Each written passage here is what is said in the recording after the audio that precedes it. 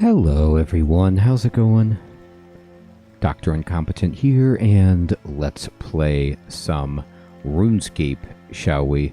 Doing some heroic questing. We're getting close to finishing those heroic quests one day.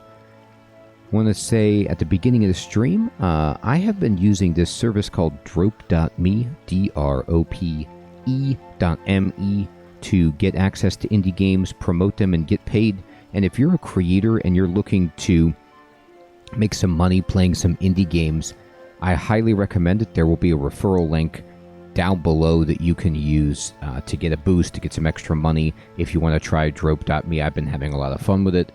And speaking of drope.me, tomorrow night I'm going to be playing some indie games, and one of those games will be Demon Lord Reincarnation, which I'm getting through them. I hadn't heard of this game at all before, and it's a throwback wizardry style dungeon crawler, and I'm really pumped to check it out. So if you want to see that, stop on in. Tomorrow night's stream we'll be playing Demon Lord Reincarnation. Looks really cool. So I got some treasure hunter stuff. I got a bunch of extra fish here for finishing the last quest. So let me hit the bank and kind of just change up some things that I've got. I don't need to carry all of this gear. Alex, good evening. I'm gonna just go back to my first preset here. I've got a chest to open. I'm gonna backpack this, and then we can click on this and backpack that, and we got a bunch of lamps, which is great. We will add these to the currency pouch. I don't even know what these last wills do, but I probably should use them. All right, so we're going to be doing this quest tonight called In Pyre Need. And we need to talk to a priest of Guthix outside a cave southwest of the Piscatoris fishing colony. Okay, so indeed, we have all the requirements for this. Now for Void Dance, we have all of these requirements. For Thocket Tuum, we don't have the requirements. Hey, Episcocat. Good evening. I hate that. I'll tell you what, Episcocat. If there was one thing I would do, I would just make it so I could log in to every account that I have, you know, with some kind of level of security so I couldn't get hacked with just one password, because I have about 3 million different passwords, 3 billion different accounts, and every day it seems like they want me to create another one. I can't keep track of it all.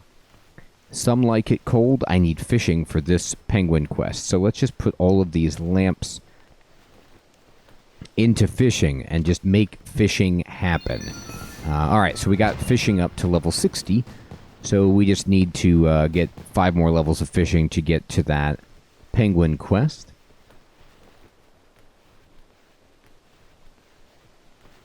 Oh my gosh. Episcocat. Unbelievable. They want to protect you from you for some reason. Alright. So let's go ahead and jump over to the Piscatoris fishing colony, which, if I look at the map, I'm assuming it's like where the fishing competition is, but I could be wrong about that. Here we go. Show me. Oh, no, it's not where that is. It's like way up here by the Fremenic Isles to the north in a kind of...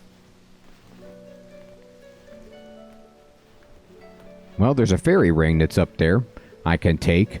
Looks like the easiest way to get there. I don't see a lodestone. Maybe you could take a boat there. I mean, Eagle's Peak is the closest, but I'm going to go ahead and use this fairy ring right here.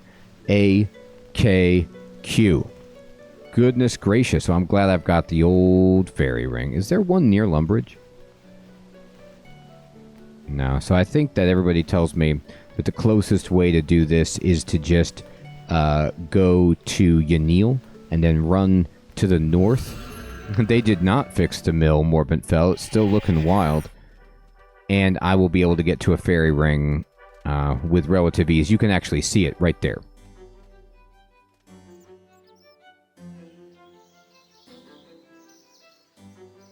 So this is where we're going. All right, and go ahead and AKQ. Right. The Kandarin Piscatoris Hunter area. Let's teleport. I guess this is why Sir Theodore always says that Kandarin smells like fish, because they've got this impressive fishing colony. Alright, there's a lot of, what are these things? Prickly kebits. I guess you're trying to capture those to raise your hunting? Oh. Is this not easy to get through?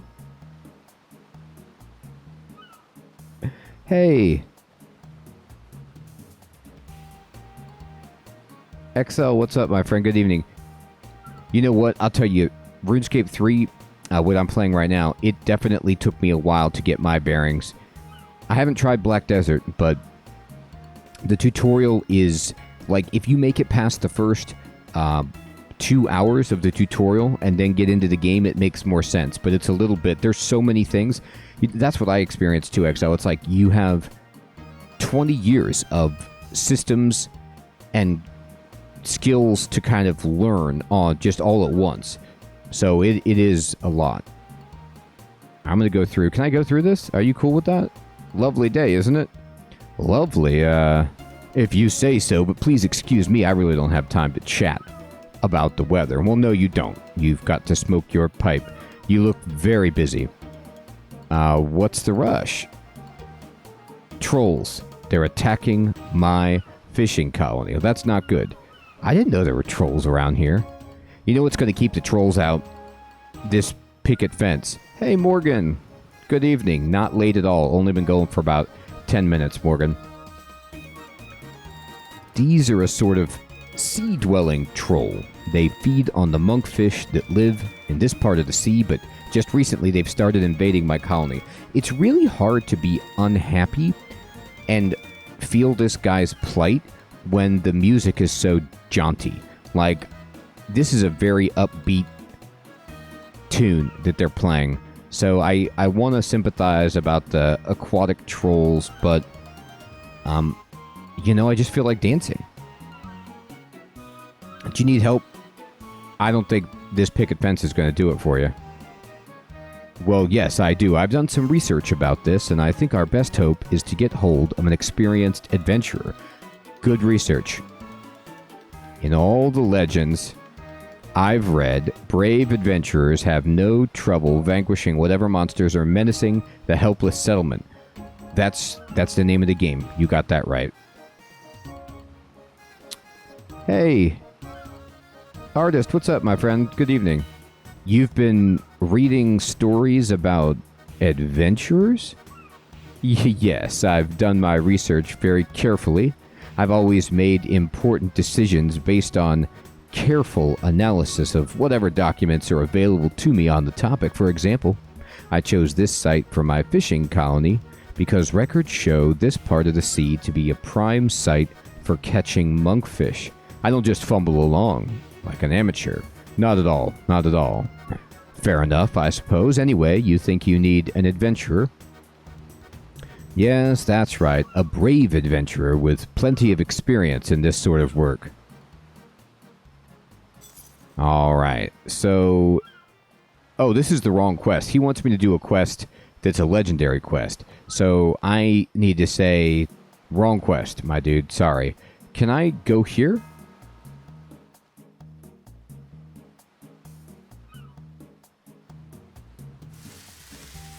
You know, maybe I'm doing this the wrong way. I need to go in this place. This quest says, in Pyre need, talk to the priest of Guthix. Oh, he's not there. He's not in the colony. He's by a cave. I didn't read that carefully enough. Alright, here's the priest of Guthix. Okay, I was like, I can't get into this colony. No, no, no. I just need to learn how to read. Okay, here we go. It's over here. It's this guy. Ooh, look at him. He's raising his fist in anger. He's definitely Guthix. He's got the green robes. Looking real... Oh, boy. Looking great. Nice sandals. Let me take a look at this guy. Boy, he is really This guy won't stand still. Hello there. I guess not, Morbidfell. Please, adventurer, I beg you. You must help her. Whoa, hold your unicorns. Help who? That's right, help the unicorns indeed.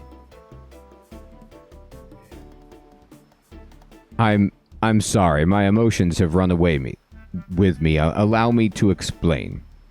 This cave is a place of great significance. Do you know why? I really can't say that I do, although look at these eruts. These are pretty serious looking things. Oh my goodness. That looks like a formidable foe. It is the roost of the legendary firebird, the phoenix. Well, I do see some flames about. Really? But wait, how is this related to who I have to help? It is related because it is the phoenix that is in need of your assistance. You're starting to confuse me. I need to help the phoenix? Perhaps you should take a deep breath and start from the beginning. Okay. I've been studying the phoenix for some time now, out of curiosity and admiration. I like the way you dedicate your research. By the way, this might be the single most animated character that I've ever seen in the game. Look at all his different gesticulations. He's like moving his head. He's doing all sorts of... He's like doing the "you shall not pass" kind of move with his staff, like Gandalf warding off the Balrog here. Here he goes. He's like, "You shall not pass." I smash it down. His head bobs up and down. His arms move. He's banging. There he goes, banging the staff, pointing to the skies. This is all him, like, asking for help from me about the phoenix. He is vibing to the music. He's like, this really gets me going. While not truly immortal, the phoenix has the capacity to live forever if certain conditions are met. By the way, this might be a unique face. The animations, the facial expressions are not unique, but the bald head with the beard and the sides, the white hair, this looks unique to me. The creases on the forehead like that, the bags under the eyes. I don't know. Conditions? The phoenix has a natural lifespan of 500 years. There is a set ritual it must go through when its life is ending in order for it to be reborn and live for another 5 centuries. The end of the phoenix's current lifespan is nigh, and it has returned to its roost to complete the ritual. I came here to witness this once-in-a-lifetime event. This is a once-in-several-lifetime event. So the phoenix has returned to its roost, and you came to watch it be reborn. I failed to see the problem. The phoenix was gravely wounded on its way back to its roost. It barely managed to reach its lair. It now rests there, slowly slipping from this world, and soon it will be gone forever, incapable of completing its rebirth ritual owing to its wounds. Well, that doesn't quite make sense. It'll just be reborn and be fresh, right? I guess that ritual's really involved. A tragic tale, but what can I do about it? I know the ritual that must be completed. To save the phoenix, you must go into the cave and perform it. Am I going to have to dress up like a phoenix? Because I've dressed up like a bird before. Don't look at me weird. It's been something I've done. Completing the ritual before the phoenix takes its last breath will ensure its revival and continue the potentially eternal life of this magnificent beast. If you know the ritual, why can't you venture forth and help the phoenix yourself? You look like you are ready to go. You are full of energy. That's a good point, Morbin. The last bird that I transformed into was not on fire, and so this is... The degree of difficulty is much higher. Because I'm an old man whose mind and fingers lack the necessary skill to complete the ritual. Your fingers look fine. Your mind might be slipping. I'm willing to accept that. And whose body lacks the necessary heat resistance. Now, wait a minute. I don't have heat resistance. Just because my armor appears to have ribbons of fire on it doesn't mean that I'm heat resistant myself. ... The task I ask of you will not take long, and you'll be rewarded for your efforts. Will you please complete the Phoenix's ritual? Yeah, I got you. I'm in Pyre need. We can do it. I accept your quest. I'll help you, dude. You'll help? Oh, praise be to Guthix. I knew I could trust you from the moment I saw you. Well, I am wearing... no, I was wearing a Guthix cape. I actually don't think I have very much Guthix gear on me at the moment, but I am down with Guthix. What's your name, adventurer? You can call me Dr. Incompetent.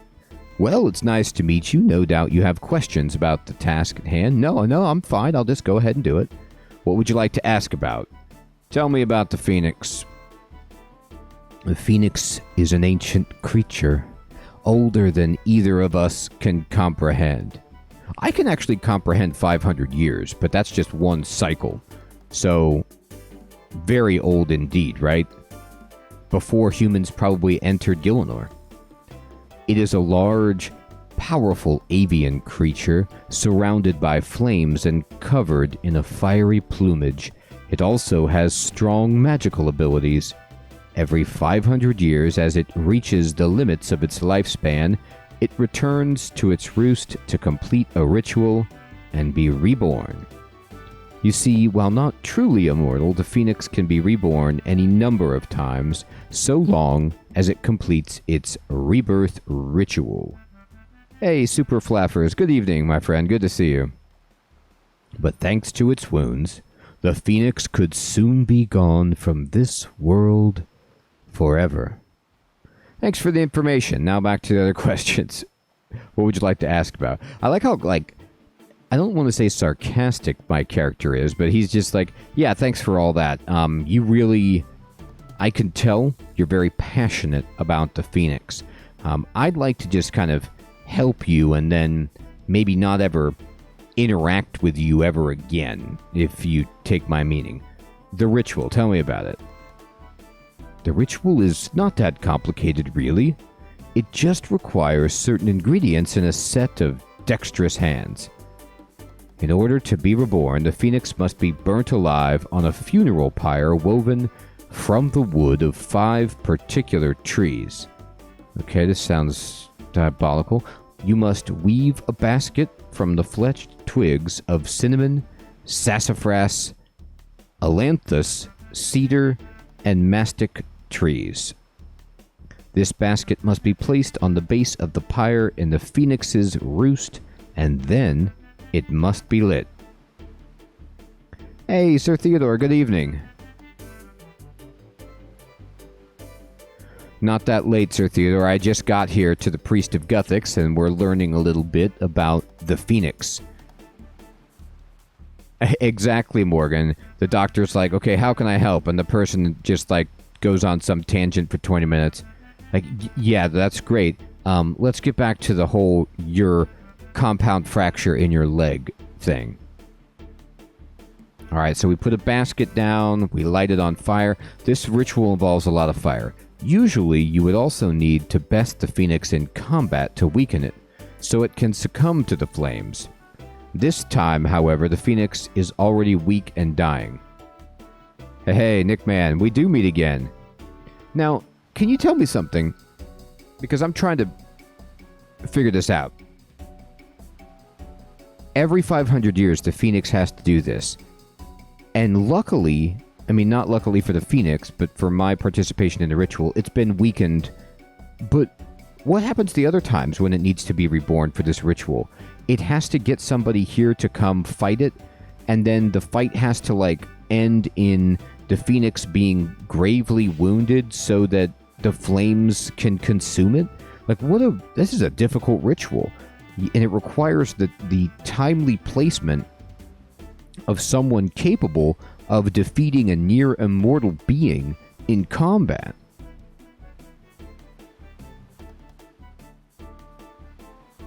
It is a good point, Sir Theodore. We've only met Gothixian druids, but not priests. And this outfit with, you know, the serpent on there is pretty impressive. Yeah, maybe you're right. Maybe there was other phoenixes, and then, like, they would have a friendly duel, and it was just agreed upon, like, that the phoenix would take some damage, and then the ritual.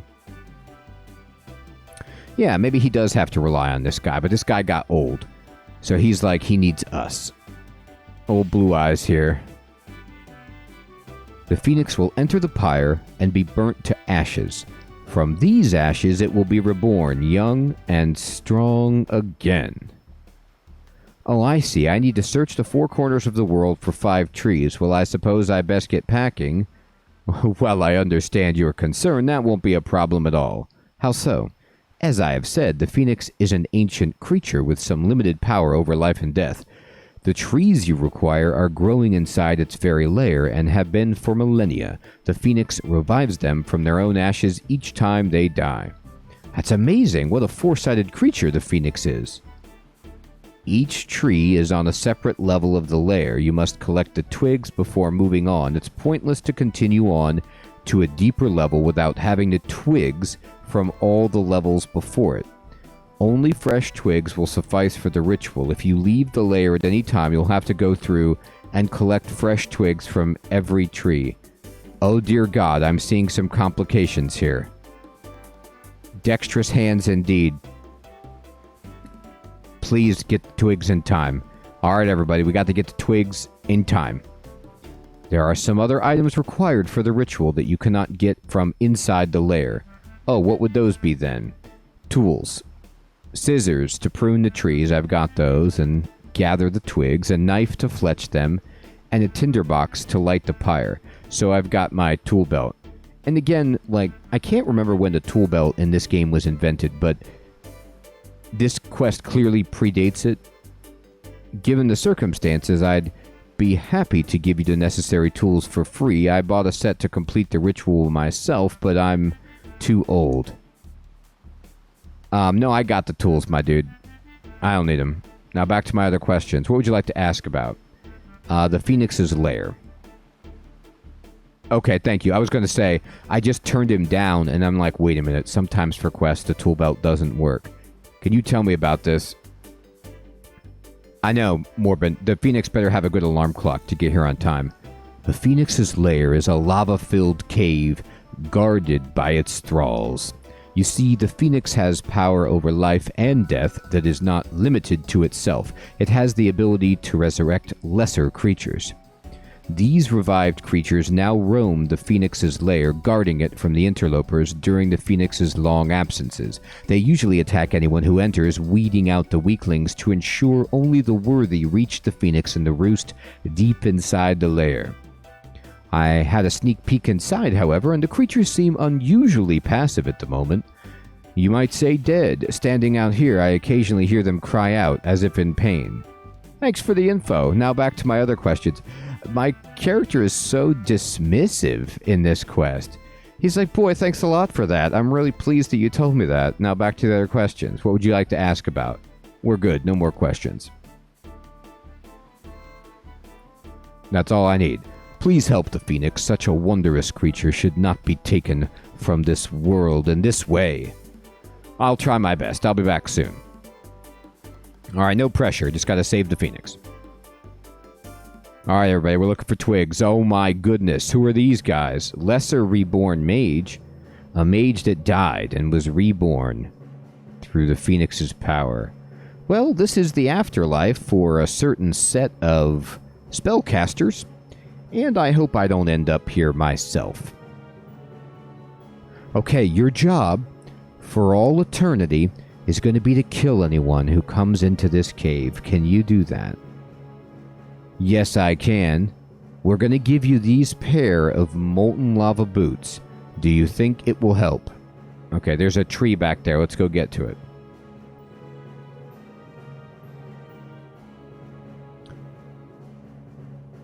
You must help the mistress. Oh, they don't want to fight. They're like, hey, just go. We're going to give you a free pass. Go help the mistress. The Phoenix is a lot of things. I guess you're right, Necromancer. Raises things from the dead. How many twigs do I need? Alright, you just need one set. Okay. Cinnamon. Alright, I'll try not to use it in my coffee.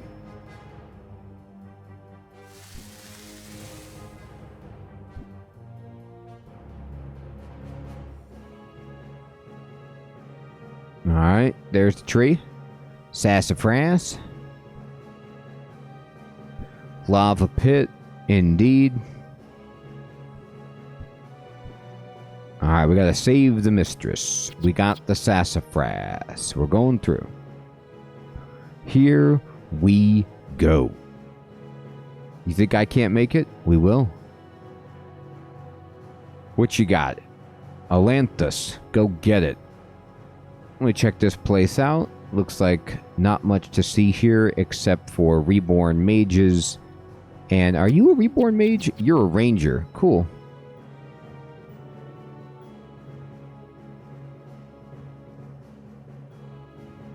Alright, let's get the cedar.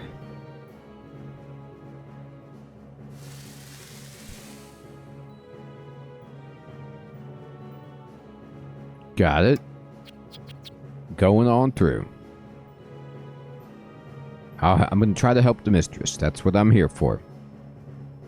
Just one more set of twigs.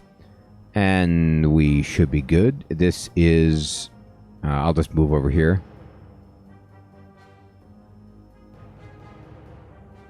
Alright, what you got? The mastic. Alright, get it. The mistress is fading. Go get it. Go tackle this.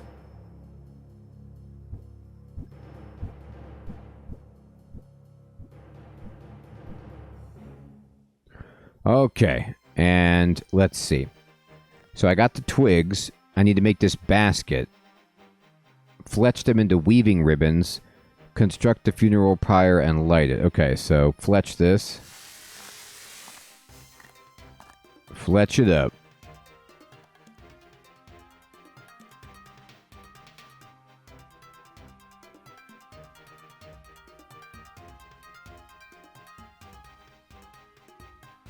Alright, we got all these. And then now, we need to make a basket. Alright, here, let me think about how to get a basket going. Construct the funeral pyre. Craft it up. Craft that basket. There's the phoenix. Not looking good. Oh. Wow. You weave a large basket from the 5 wooden ribbons and add it to the pyre base. Okay. Things are looking good. And then... just light it. Alright, we light it. And Phoenix got burned up. Okay. Oh. Well, little baby Phoenix. That seems to have worked out okay. Talk to it. Hello?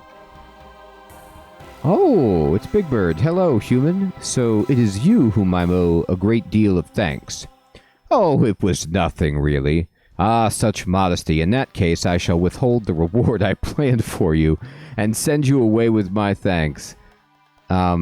Well, actually, it was an arduous trek through a confusing and inhospitably hot cave coupled with a rather difficult crafting task, and I burned my fingers lighting the pyre. He. Well, say what you mean in the future, not what makes you sound best, lest you really miss out on what you're due. In all seriousness, I would not have you walk out of here with merely my thanks. The phoenix plucks 5 large quills from its wings and gives them to you. Those feathers are, as you plainly saw, a part of me. When combined with other ingredients and energies, they can be used to summon me to your location temporarily. I can use them to make a summoning pouch, in other words. Correct. So you have learned the ways of the summoner already. How fortunate. Now, on to the second part of the reward. I grant you the right to challenge me. Huh? Once a day, you may enter my lair, brave your way through it, and challenge me in combat. Starting from now.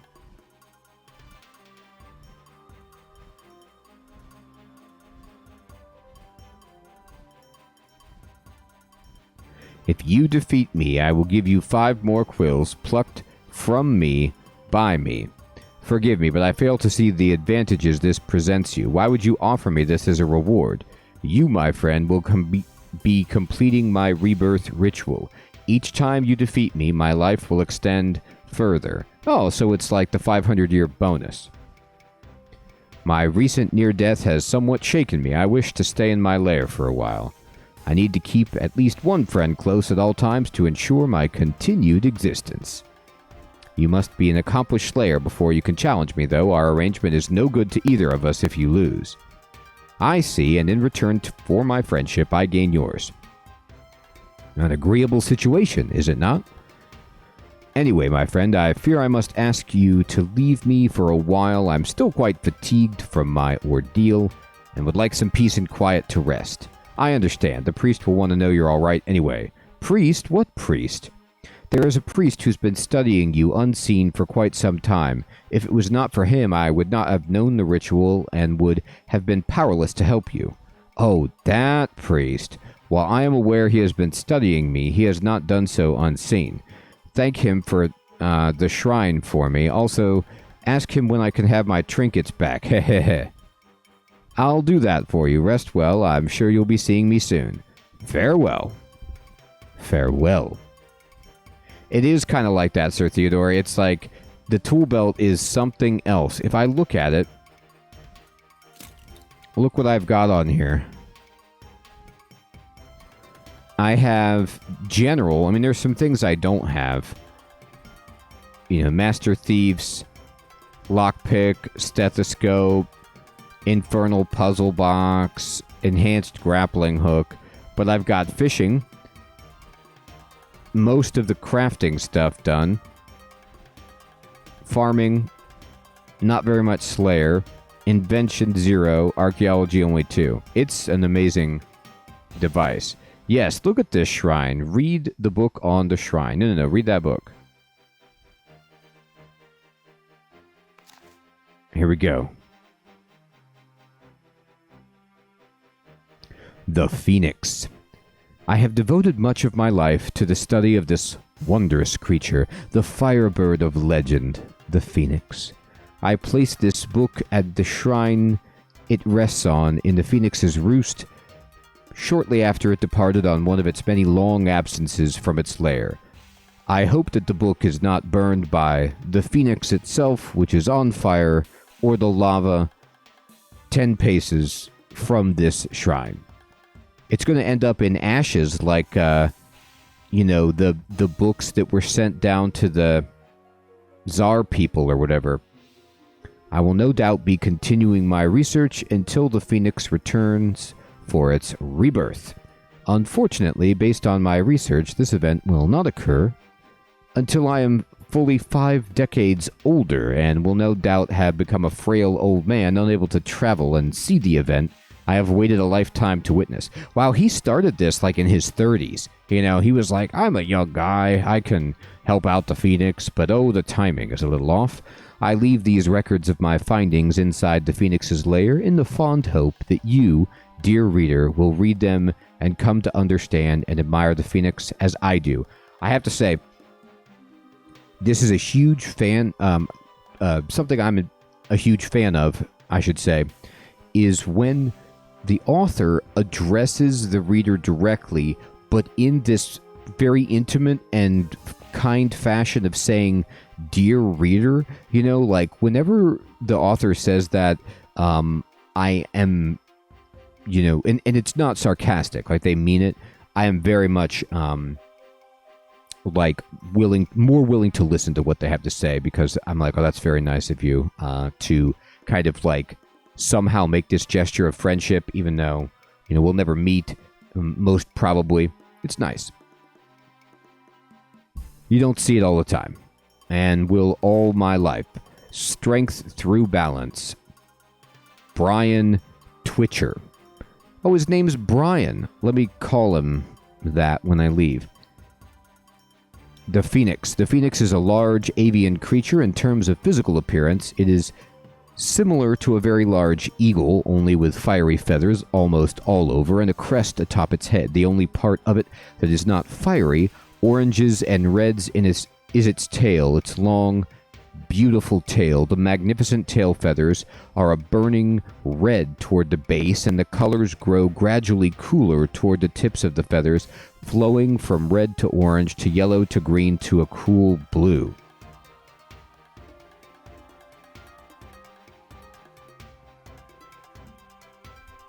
Hey, King Blocked, what's up, my friend? You are 100% right about that, right? It's a great rhetorical technique to manipulate the reader if used in a not cynical, but like exploitative manner, where you're like, all right, let me soften up the reader. Dear reader, could you please send $5 to the address listed below?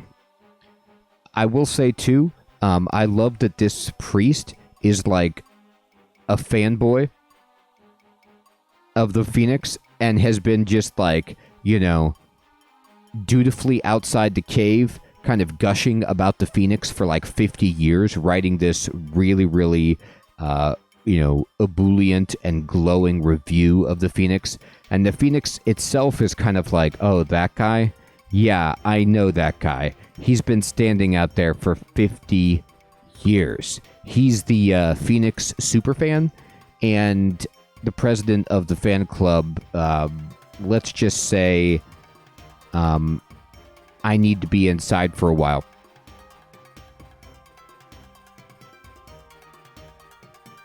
Yeah, my love is good. My dear, dear reader is good. That's even better. The other thing, too, is I don't know when the Phoenix is going to tell us, but the Phoenix is like, okay, if I can just confide in you for a moment, my friend, the reason that I animated mages and rangers and warriors in the outer chambers was just to prevent the priest from getting in to see me. I don't like that guy. He creeps me out a little bit, and I pretended like it's so only worthy fighters can come in here. I don't really need any protection. I can, kill most things. I just put them out there to keep Brian Twitcher outside. Would You Kindly is great, Morgan, and it, as exemplified by, Bioshock.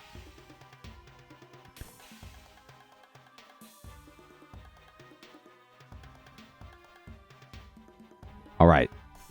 So, the Phoenix is a truly magnificent sight to behold. My knowledge of the creature is little more than observations of its behavior. I kept myself concealed during my research with my green and red robes in the brown environment. I was completely camouflaged, partially to avoid startling or upsetting the Phoenix, but mostly out of a human fear of death after witnessing some of its powerful magics. The Phoenix spends most of its time away from its lair, one of the main reasons I have been able to examine its roost chamber as much as I have, and seems to return when there is an abnormal occurrence or problem within the lair. I have a theory as to how the Phoenix does this, and I shall explain later in this book. The Phoenix's magics include the incomprehensible ability to revive the dead. Creatures it revives become servants to the Phoenix, so this goes back to what we were saying earlier, that the Phoenix is like a necromancer. It's going to be interesting. They won't retcon the quest, because it seems to be the case for RuneScape in the quests to never really retcon anything, almost. So they're not going to go back and change it. But it's interesting, like, once necromancy becomes a part of the game and people are doing it, is it going to be something that is regarded as incomprehensible by anyone in Gielinor, Creatures it revives become servants to the Phoenix and spend their days in its lair. These are described in the next section, The Reborn. The magic it has over life and death, coupled with evidence liberated from the Phoenix's roost, led me to believe that the Phoenix is an ancient creature to whom the laws of life and death do not apply.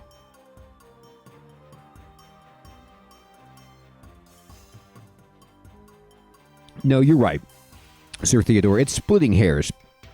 I mean, because when do you say that just outright resurrection is necromancy or not? Because it's like, at least for me, and I could be wrong about this, I could be doing my necromancy wrong, but the way I traditionally conceptualize of necromancy is that you are bringing something back to life, but in an undead form. So it's like either a skeleton or a zombie or some kind of, undead creation in that fashion.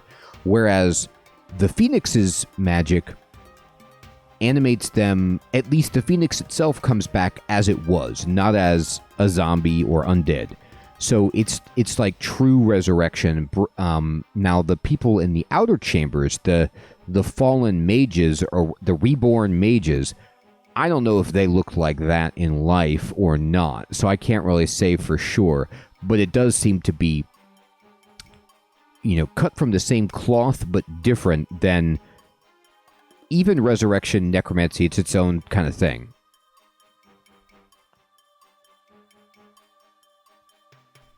That's what I'm saying, yeah, Sir Theodore. So it's like, it's not necromancy because they're not undead, but it's not resurrection because they're not identical to their prior self, except for the Phoenix. I mean, maybe the Phoenix starts out small and then needs to get bigger. So, like, it's not quite the same, but it has the same DNA, I would imagine. Anyway, so, but it's curious, that it's described in that fashion. So the magic it has over life and death, coupled with its evidence liberated from the Phoenix's roost, led me to believe that the Phoenix is an ancient creature. I discovered several items in the Phoenix's roost that looked out of place and took them to an antiques expert to be appraised. The Phoenix is like, yeah, this guy Brian keeps coming into my house when I'm not here and stealing my stuff. And he takes it to the antiques dealer. He goes to Antiques Roadshow. He puts my items up there, and then he sells them. I don't have anything left in my roost. I used to have all sorts of items here. They're gone.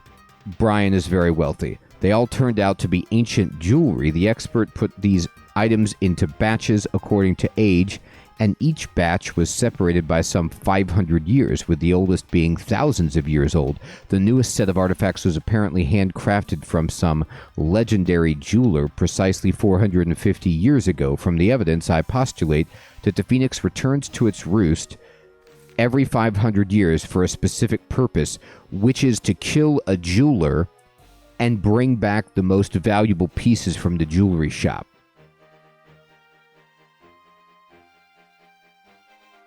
It's interesting, King Blocked, you're right, because it's like, it is coming out, it's more like a metamorphosis in the sense that it's coming out better than its state right before it's going to die. It's quite literally being reborn.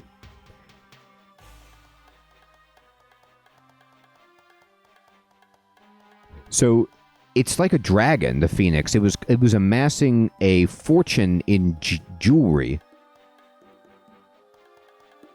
Like there's just gold everywhere. The question is, were the jewelry like pieces from adventurers who came and offered them to the Phoenix, or they tried to fight the Phoenix, they got killed by the Phoenix, or, does the Phoenix just fly around collecting stuff? We'll find out. And I believe this purpose is the key to prolonging its life. Additionally, from the evidence, I deduced that this 500-year cycle is set to repeat 50 years from now. The Reborn. If you are reading this book, you have no doubt encountered the molten humanoid creatures roaming the caves of the Phoenix's lair. They were once adventurers, much like yourself, no doubt, and much like I was once, only less fortunate. These adventurers are those who died in the Phoenix's lair. I imagine they first died in combat with the Phoenix itself and were revived in the flames of the Phoenix's power. Subsequent unfortunates stumbling ill-prepared into the Phoenix's lair will have met their end at the hands of these reborn and ultimately joined them with the Phoenix returned.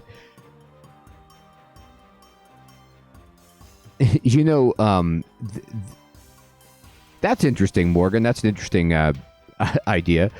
These reborn, that's like the Highlander, now plentiful in number, serve to protect the lair from those who would desecrate it in the Phoenix's absence. I have also witnessed them tending to the eternal trees.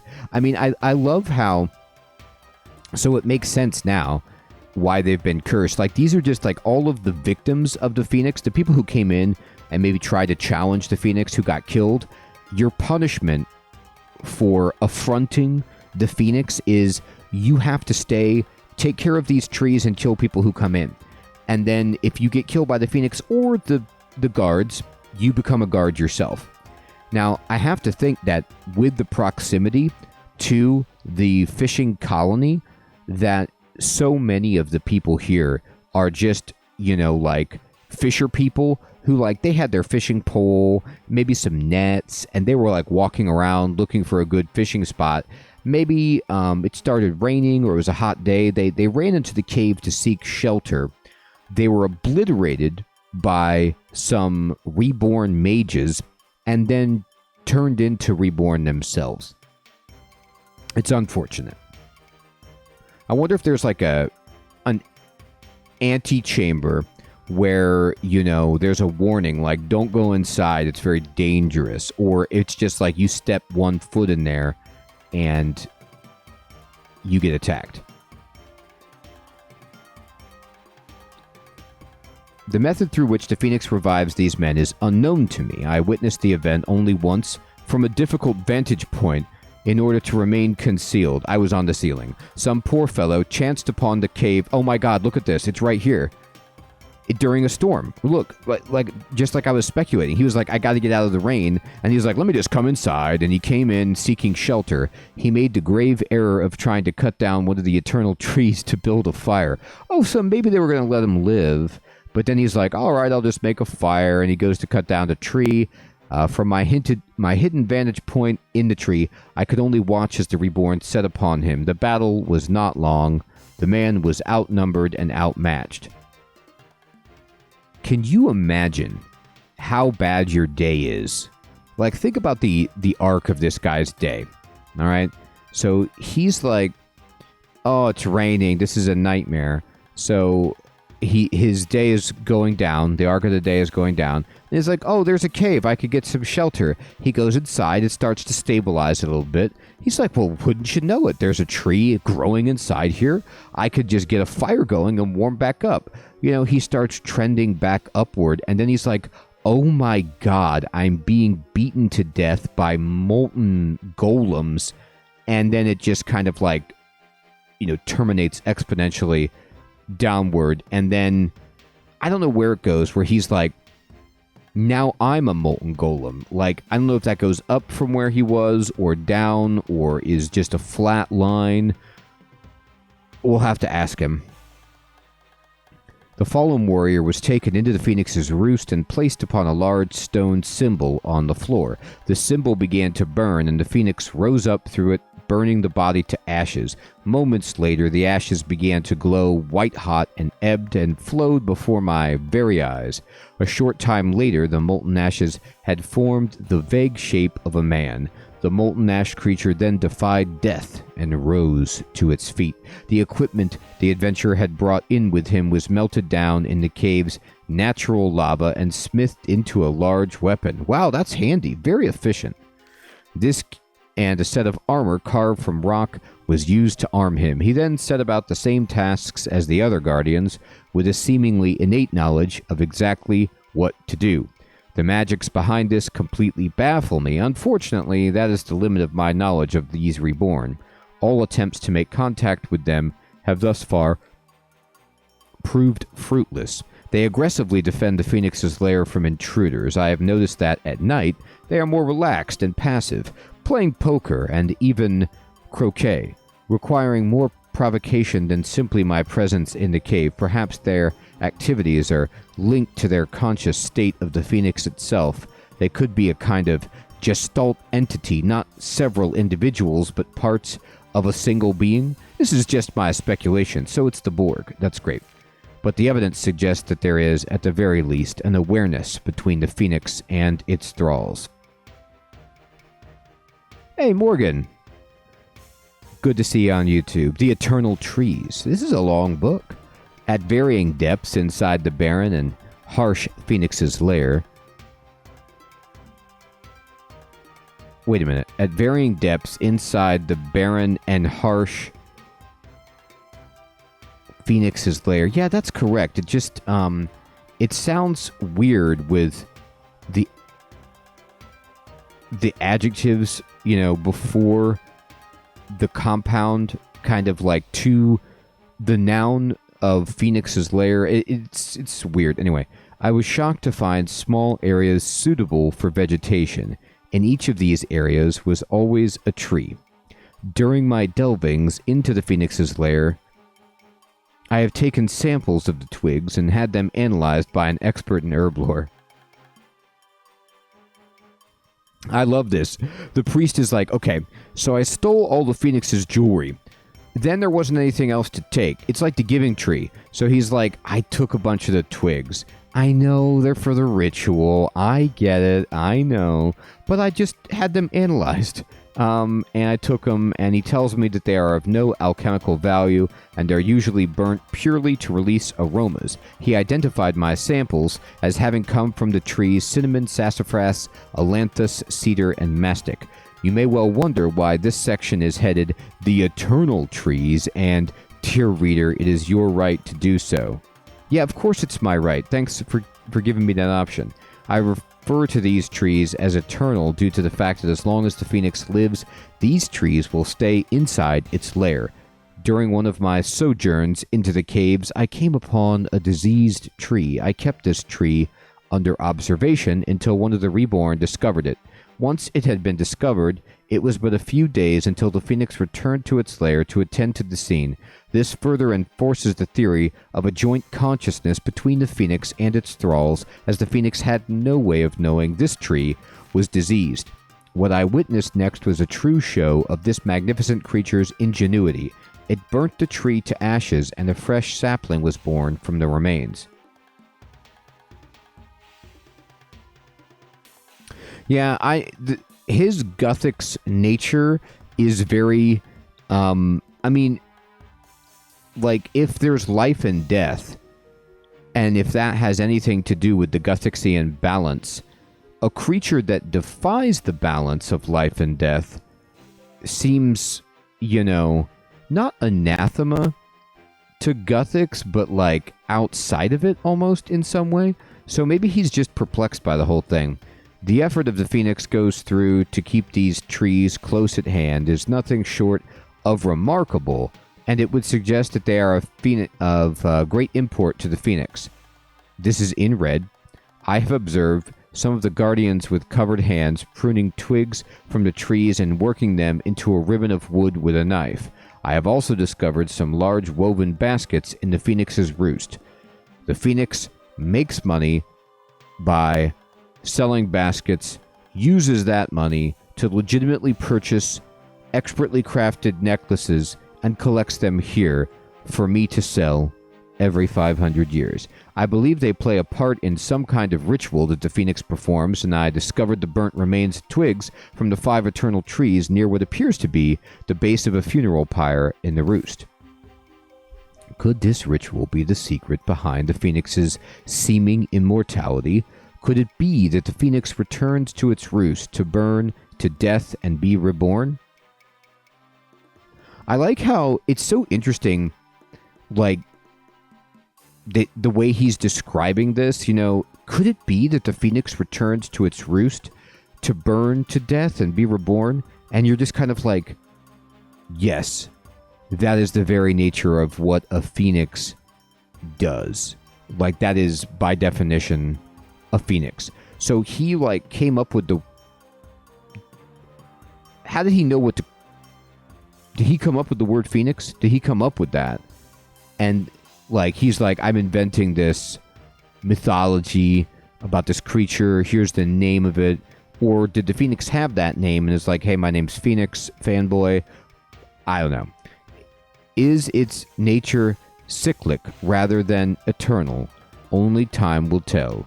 In 5 decades, I will return to the lair and observe from the shadows whatever it is the Phoenix does. In the meantime, I will continue with my research and hope that this book is read, and when that day comes, 50 years from the time of writing, I am still fit and well enough to return to this place and witness the event that occurs once every 5 centuries. Well, he made it. He did make it here. He probably should have given Reldo a copy of the book, you know, just in case. Like, you need to disseminate this. Entering the cave will take you back to the surface. That's great.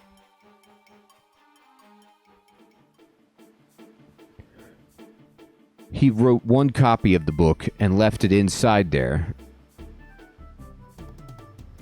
I saw everything through a small vent in the roof of the Phoenix's roost. You might say this is my peephole from which I view my favorite bird while wearing its necklaces and rubbing twigs of sassafras and cinnamon on my face. Is that too much information? You have succeeded.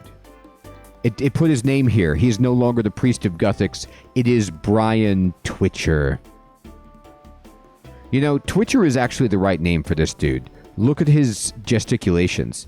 This guy definitely has a bit of nervous energy about him. He is twitching. He never stops moving.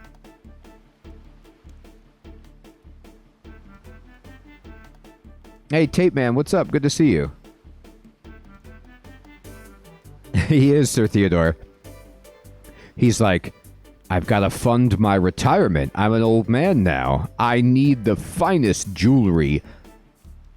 Yes, I have. The Phoenix is saved and you are a hero of nature. Am I a hero of nature? Does the Phoenix seem natural? I guess so. As an added bonus, I got to see it. My 50 years of waiting were not in vain after all. Yes, I'm glad you watched all my hard work from a comfortable vantage point outside of the lair, rolling my eyes. His animations are hilarious. You know what's... That's what the... I didn't realize it. I'm just putting it together. Forgive me, everyone. I'm slow. That's why the Phoenix was like, tell him to give me back my trinkets, a.k.a. my necklaces and my twigs. It's like, can you tell this guy to give me back my shoes? He stole all of my shoes.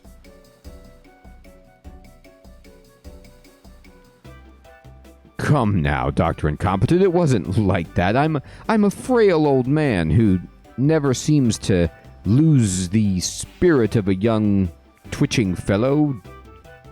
What possible good could I have done? I suppose you're right. You can't do any good. Besides, the most important point is the Phoenix is saved. Oh, that reminds me. She also said to thank you for the shrine and asks when you plan to return her trinkets. I'm just going to throw this out there. This is just a public service announcement. If you're watching this quest and you're learning how to, form a relationship, maybe, don't construct a shrine to someone and steal their jewelry. That's never going to be taken the way that you think that it's going to be perceived. People will usually be confused by the construction of a shrine, the writings of a rambling biographic book placed upon the shrine, and the theft of jewelry and voyeurism through a small vent in the surface of a cave. These are like red flags.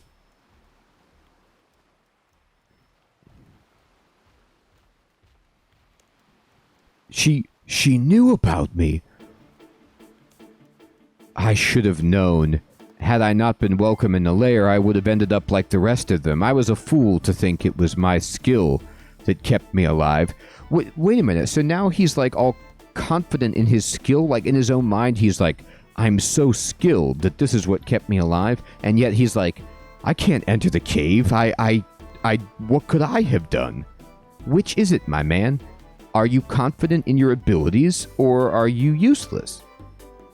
Anyway, I wouldn't expect you to help for mere thanks. Here is your reward. Boom. We've done it. We get a quest point. We get fire making, fletching, crafting, access to the Phoenix's lair. So, let me ask all of you RuneScape people who know way more about the game than I do. is this daily quest of the Phoenix a worthwhile pursuit anymore? Is it still something like the people who do summoning try to get these quills?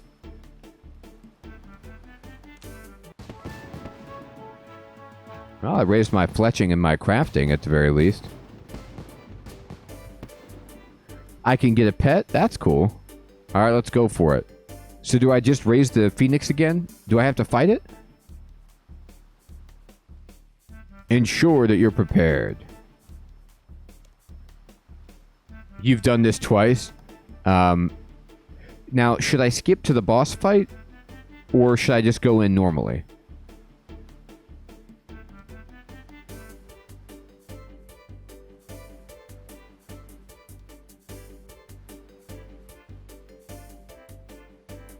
Dude, so don't skip to the boss fight.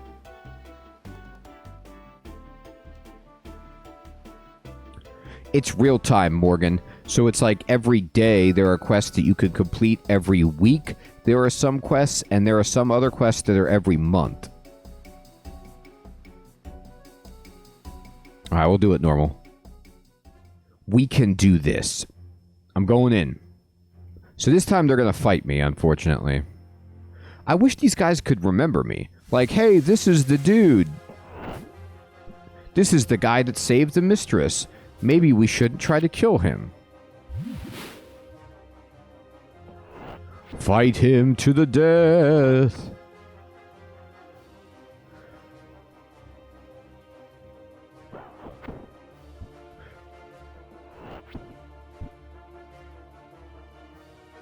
Mm-hmm. Alright, dude, I got it. Sweet. Yeah, Morgan. There is so much here. I mean, the amount of quests is staggering. Alright, we're going in. Get me the twigs. Run. Run like the wind. We will survive.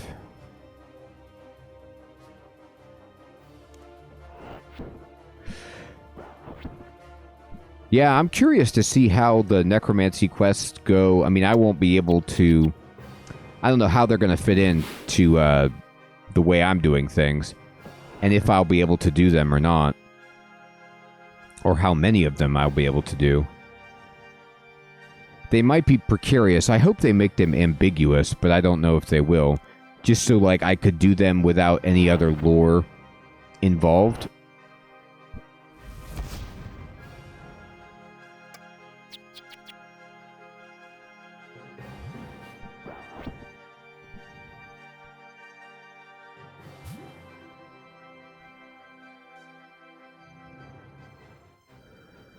That doesn't surprise me, Sir Theodore. Alright, so then let me go ahead and fletch these up. Alright, time to make a basket.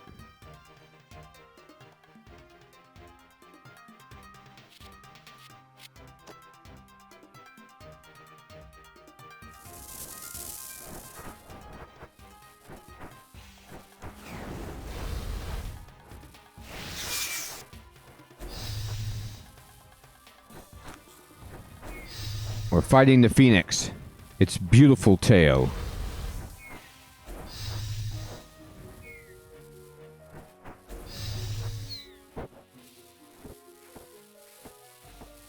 It's like, hey, let me get in my bed.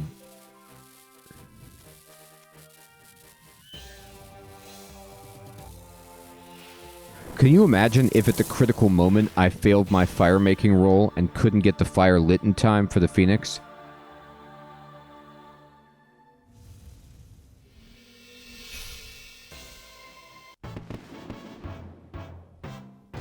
Bam. Well, I raised my fire making.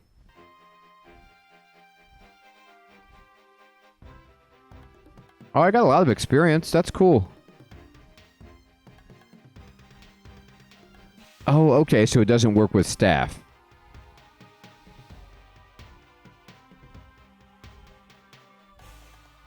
Concentrated blast.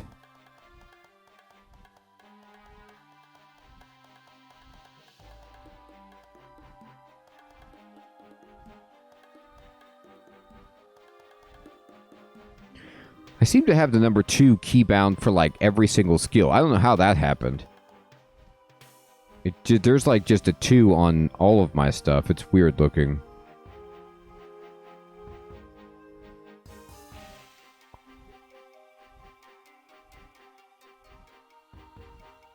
Okay. What do we got? Ooh, backpack it. Actually, this is perfect. Can I ask everybody about this? What are these last wills? Like, is there anything good that I can get with the last wills?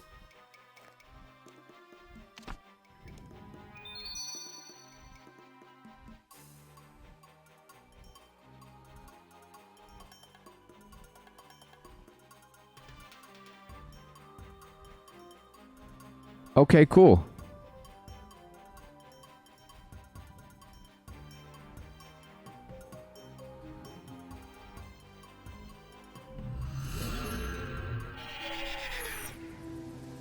Oh, these are just bug cooldown numbers. Okay, thank you. This is the key binding, concentrated blast.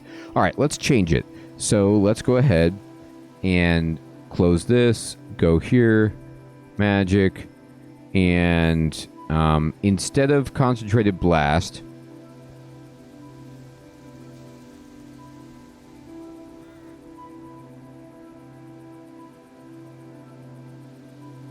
can I ask, how do you know that? Where are you seeing that concentrated blast is only for wands?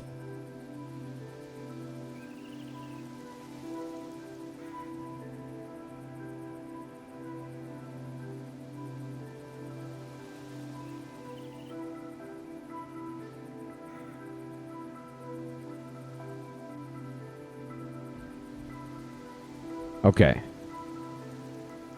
Oh, the 2 little fireballs down there? By the hat? 2 hand? Is that what that means?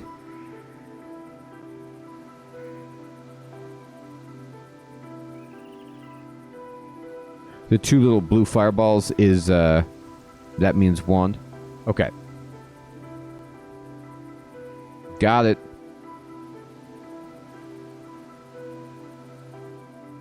Oh, I took something out of here because it was AoE, I think.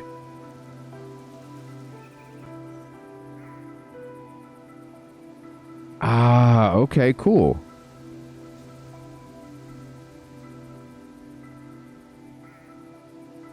Do I want to put, like, impact is there?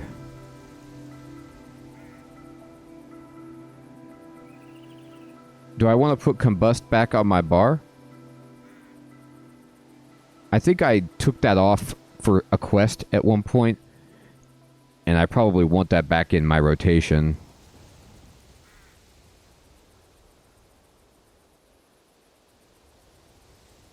Okay. All right. So there's Posty Pete. All right, so I should go in and talk to Death?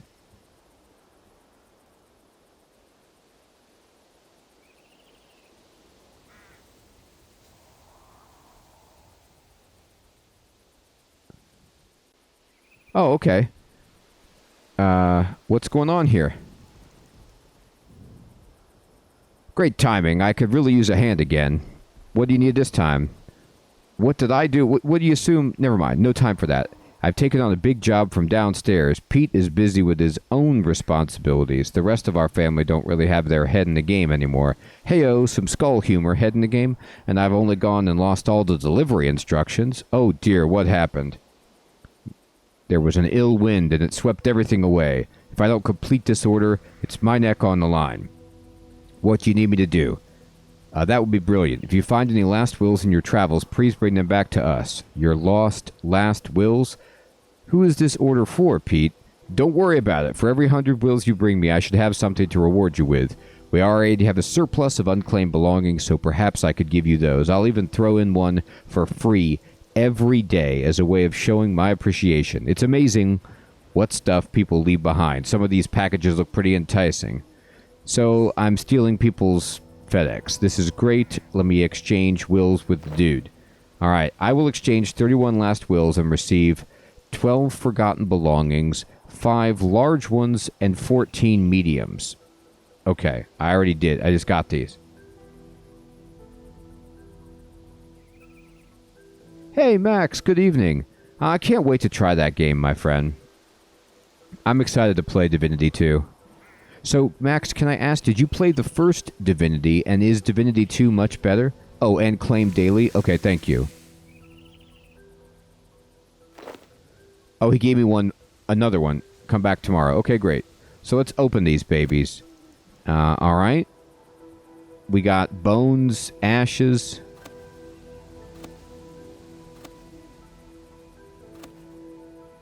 Ensouled title scroll. Reading this would unlock the Ensouled title. That's cool. Okay, Morgan. Take care, my friend. Good evening.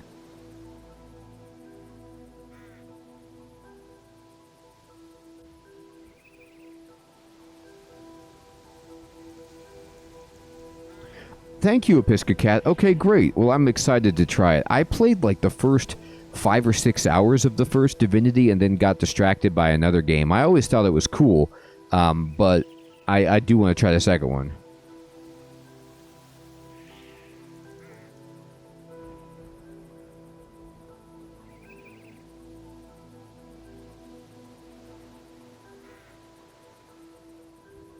Oh, cool. Max, awesome. Yeah, I've been enjoying Xeno Knots 2 as well. Happy birthday, by the way, Max. Oh, yeah, look, I'm carrying this thing. That's so funny. Yeah, give me the title. I've got a title. I'm ensouled. That's what I am. Okay, interesting.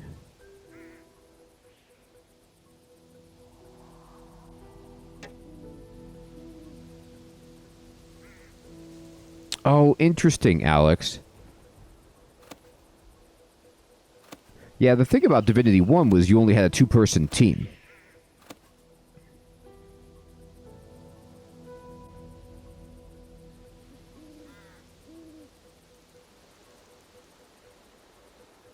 Okay, so I can just destroy the ring of small parcel. Oh, it turns me into a little package. That's funny. Because these are claimable from Django, is what you're saying?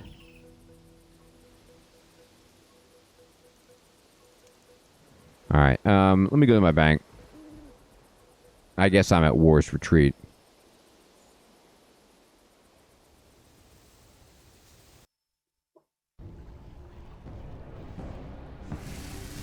Baldur's Gate 2 is amazing.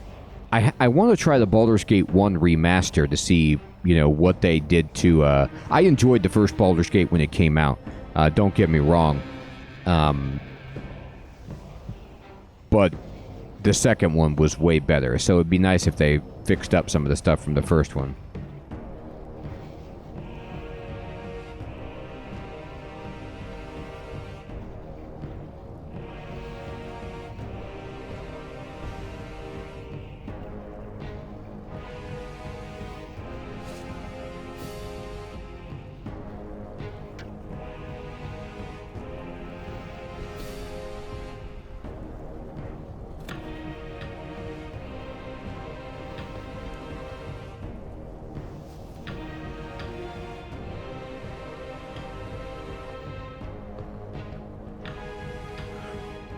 Do you mean back in Taverley?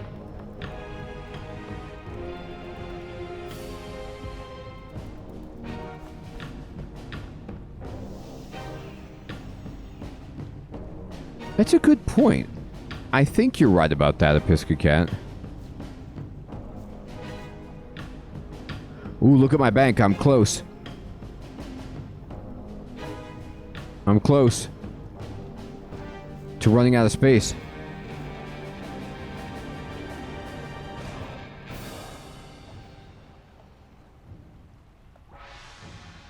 Oh, I see what you mean.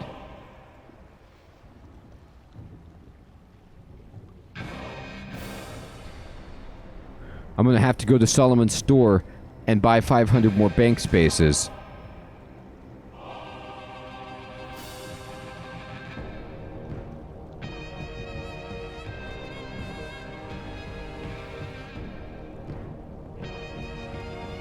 Oh my god, my bank needs some more space.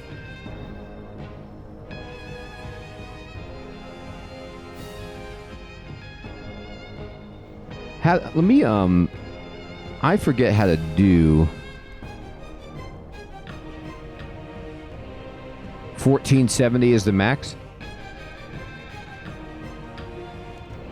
Alright, here, let me go to, let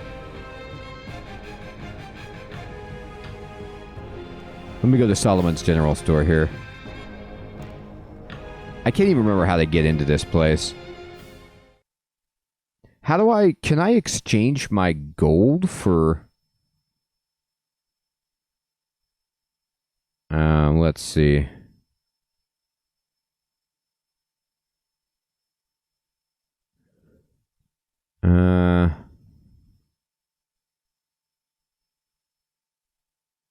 I need a few bonds and then convert them to rune coins. Okay, thank you.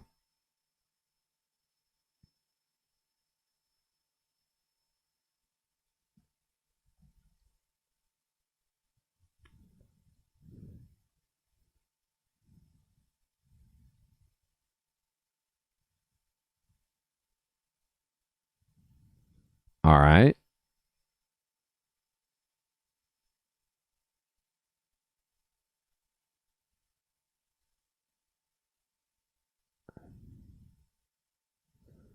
All right, let's see.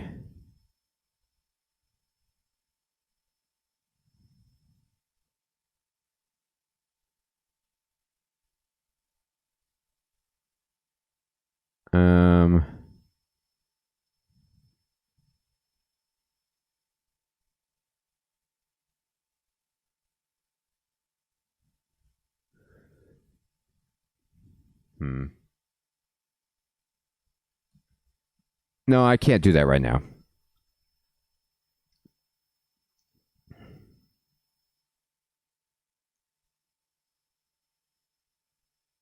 I don't know why my...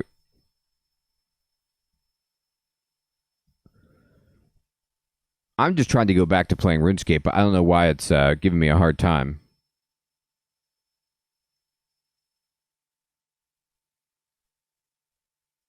Maybe it thinks I'm still in the store?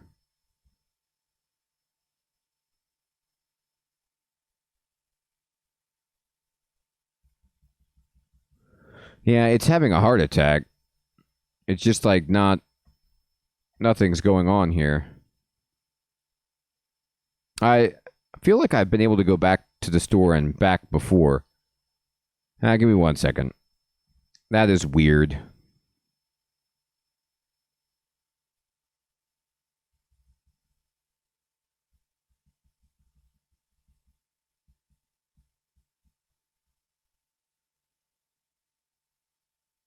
All right, give me 1 second. I'm just going to restart RuneScape here.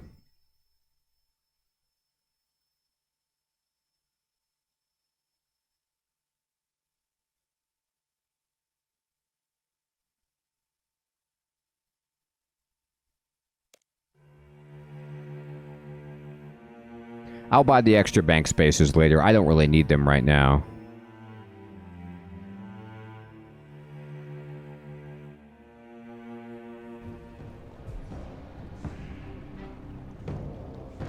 Oh, I think I went to the wrong world. Let me do the world hopper. I went... Oh, I'm in... Am I on World 1? Yeah, switch to World 1. I didn't mean to go to a role-playing world. Oh my god, I'm not prepared for that.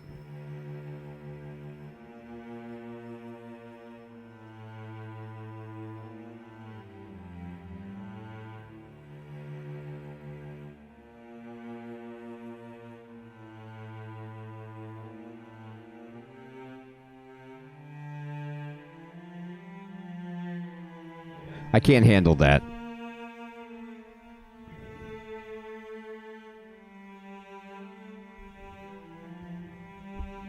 Uh-oh. Uh-oh, the game didn't like that I hopped worlds like that, or that I went to the store. We've got some serious problems here.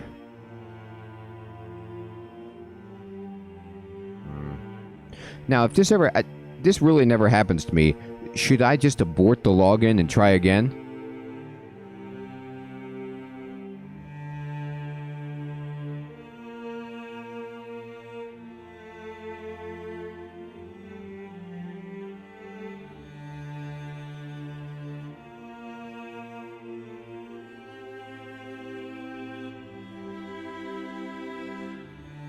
Just close the whole thing?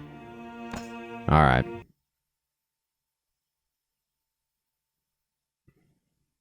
Alright. Let's go.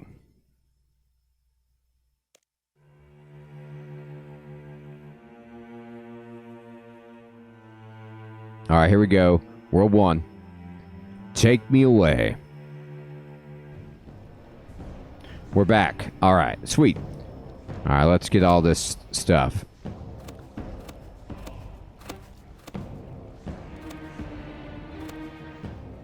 We live indeed. Can I ask a question?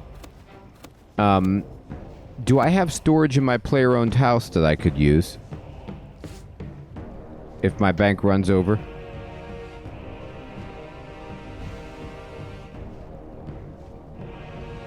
Next quest is a void dance.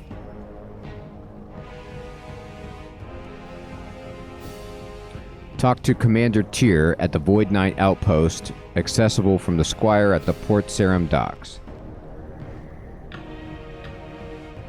Alright, let me just dump this stuff in there, see how far we get.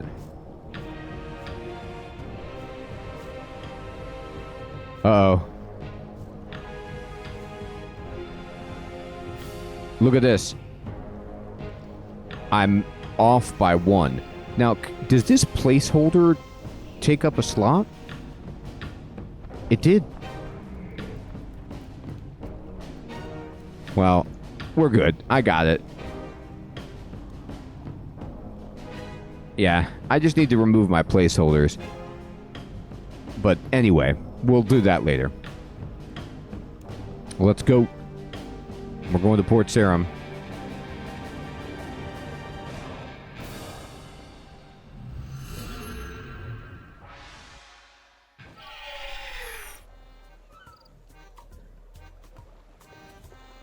You know what? Speaking about bank cleanup, can you guys tell me?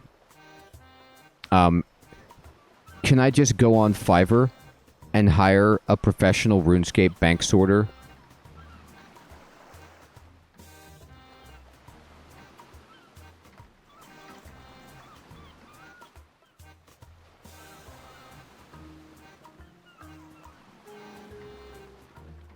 Hey, Dragon, what's up, my friend? Good to see you.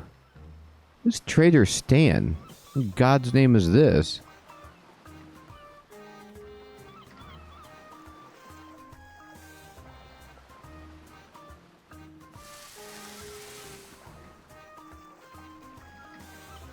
Yeah, no, I was just joking, Nick, man, because they would just be like, yep, I sorted your bank by taking everything out of it. I hope you're okay with that.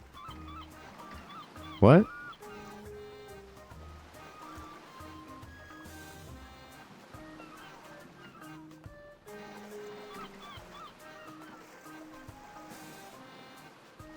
Oh, who do I talk to about this?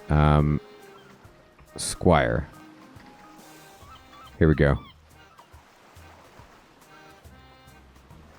I thought so. I just couldn't see her. She was blending in there.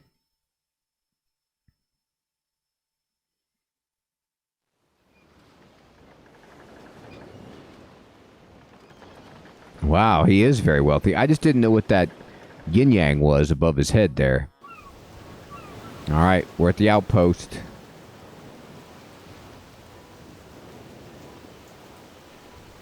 And let's see, who do I talk to about this one? Commander. Alright. Commander dude.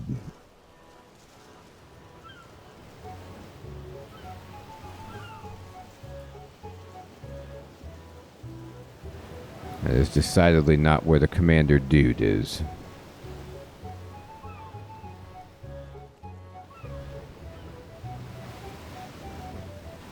which is why I suspect none of our knights can do the job. It needs expertise we simply do not have.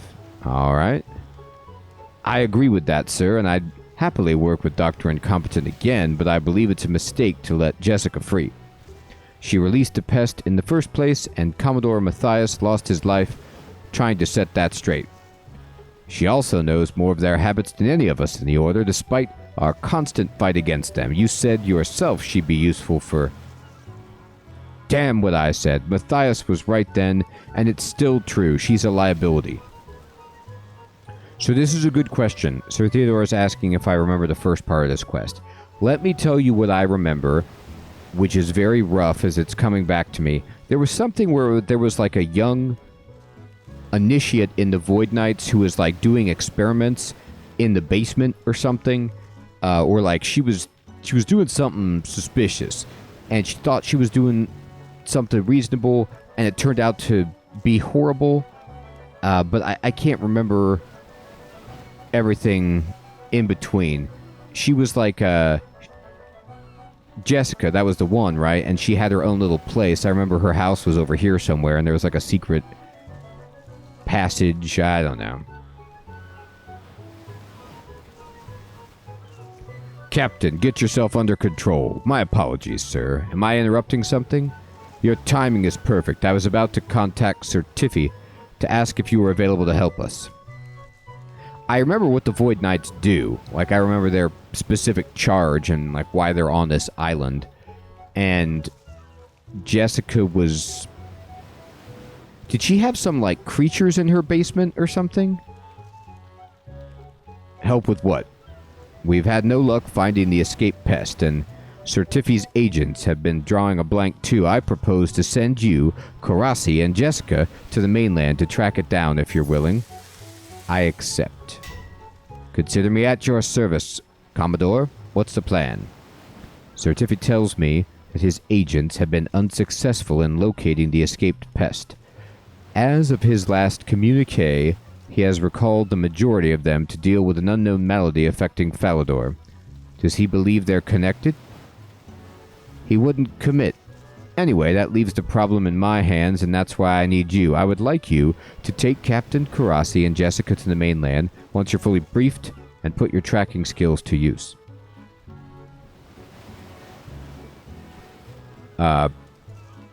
Wait, you're sending Jessica? The one responsible for releasing the thing in the first place? Yes, and Karasi is not pleased with my decision. There's an understatement. In talking with Jessica, however, I am reassured that her intentions were good, if not her actions. I have convinced her that the pest must be brought in, and she's willing to use her considerable knowledge of pests to assist. Karasi's role on this mission is to keep Jessica under guard. Why do you need me? I'm happy to help, but do none of your knights have tracking skills? I'm afraid our skills have become somewhat specialized in recent years. It's a deplorable lack of balance and one I intend to rectify, but that will take time. We know you, we trust you, and we have a wide range of worldly skills. You're the ideal agent for us. Where should I start? Jessica smuggled the pest off the island by stowing it away on one of our ships, so its first landing point would be Port Sarim. If it isn't there, it will have passed through, so someone in town may have seen it. I'm on my way. But be careful out there. Jessica may think the pest is safe, but her judgment is clouded on that point. Have a word with Karasi if you need to, then head for Port Sarim.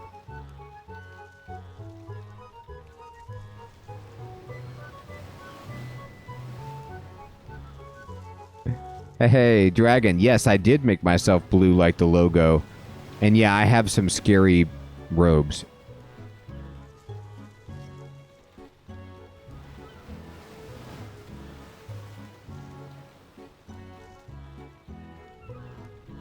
That's right, that's right.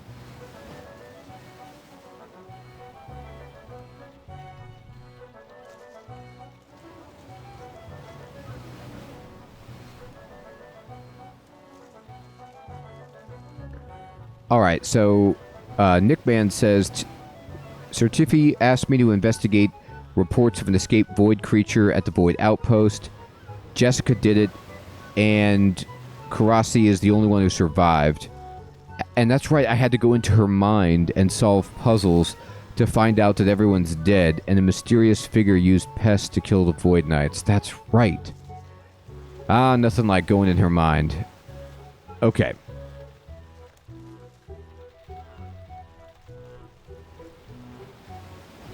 So, I'm gonna go back to Port Sarim.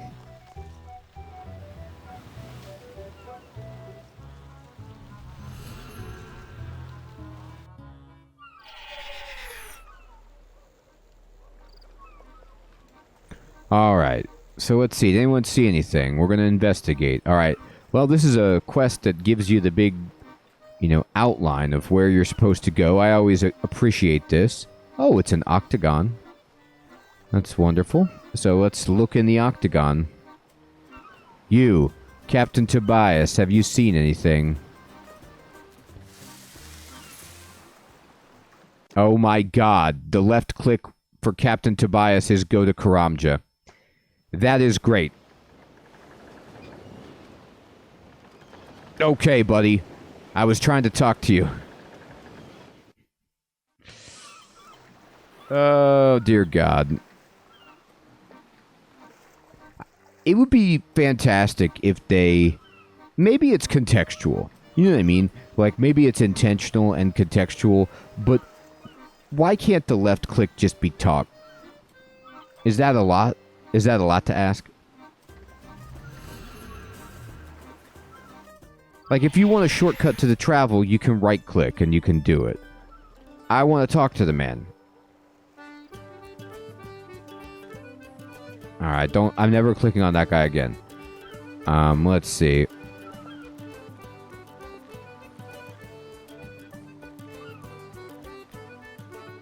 Oh yeah, there she is.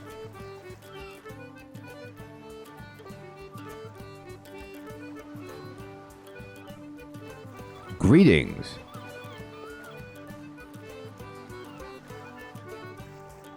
Good day to you.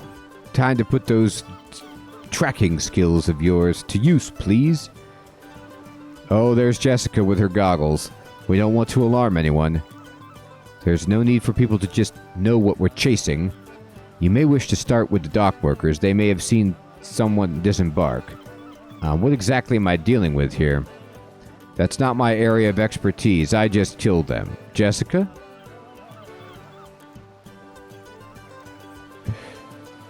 Look at this. Can you imagine, like, what a good time these two are having together? These besties? God, this must have been a horrible trip over. That's why I teleported. I am not traveling with these two together. Void pests are a hive society like bees, and like bees, they have castes. This one seems to be a gatherer of some sort, but I never got to properly examine it, and I'm not enough of a summoner to talk to it directly. Though I do know that without a guiding influence nearby, it'll be acting mainly on instinct. It'll try to find a source of food, and that will be the easiest around human dwellings. ... Because we throw lots of food away, I think it'll scavenge. It can't hunt for itself. Got it. Stay close to the town and look for signs of scavenging. Good luck. Well, there's a bunch of fish right here, but there's also the grocery store where I sold bananas all those years ago. Alright, let's look around. Let's see. Did you see any scavenging? Alright, talk to this guy. I'm looking for an escaped animal. Couldn't help you, I'm afraid. Just over a nasty dose of flu. You might try to... Captain Tobias. You want to go on a trip? It'll cost you 30. No God, I don't want to do that. I already did it. You're running me out of house and home with these trips to Karamja. I'm looking for an animal. A little bulbous devil. Low to the ground, sneaky and not quite of this world. Yes, that's exactly right. Haven't seen anything like that. Sorry, I've been recovering from a dose of the lurgy we all got during our last trip to Karamja, so I've been feeling all drained and run down. Is the lurgy just a euphemistic way of saying explosive diarrhea? I do believe the fishmonger was complaining about something damaging his barrels, though. You might try around his place. Thank you kindly. Now then, do you want to go? Oh my god. They are pushy about this Karamjit. Holy smokes. Yeah, I know, a nasty flu. What could have caused that? He is pale, right? So is he going to turn into a vampire, a slug person? What am I dealing with? Can we just all observe this? Do you see, this guy is like, you know, Captain Tobias is always trying to take me on this really nice looking boat that he has to Karamja. Can you imagine the parallel parking job of getting this boat into this spot? Like, this guy is the best sailor ever. He's like, don't worry, I'm gonna swing it around right here. And then these people were like, we're gonna block you in. We're blocking your boat in. It's pretty impressive. I like what he did. All right, let's go to the fishmonger. So, maybe over here. Fishman. Monger man. Talk to him. You can buy stuff here or sell fish. I'm tracking an escaped animal. If it's the one that went and knocked my fish barrels about, then good on yer. I did see something head west of here a couple of days back. Could be you could pick up its trail outside. Thanks for your help. All right. Heading west. Oh, look, this looks like a trail.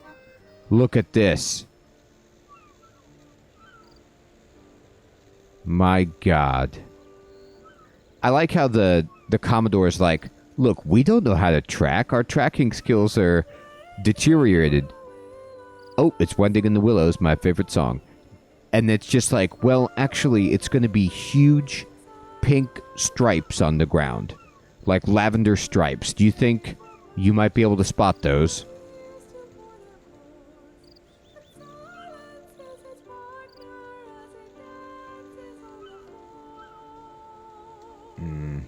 You, woman. How's it going? How can I help you? I don't know what you do. I don't want to talk to you about any of those options. Okay. Let's see. Maybe that wasn't it. Maybe this trail isn't it. It looks suspicious. Maybe that's just something else.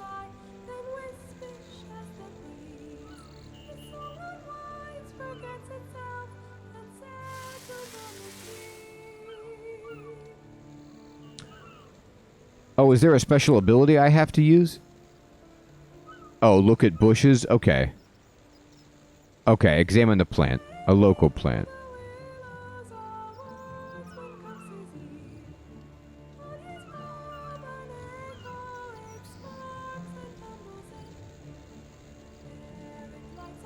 Alright, it's not going well.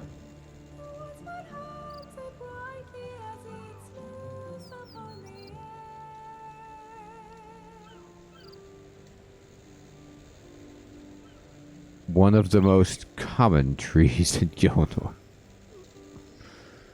Okay.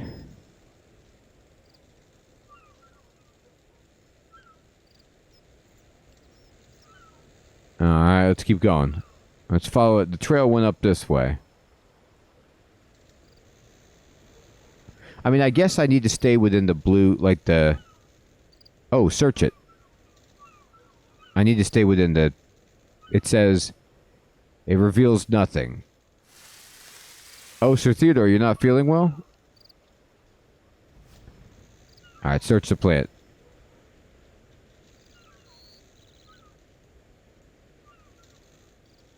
Alright, I'm searching it. We're gonna find all kinds of stuff. Search the bush. Nothing of interest.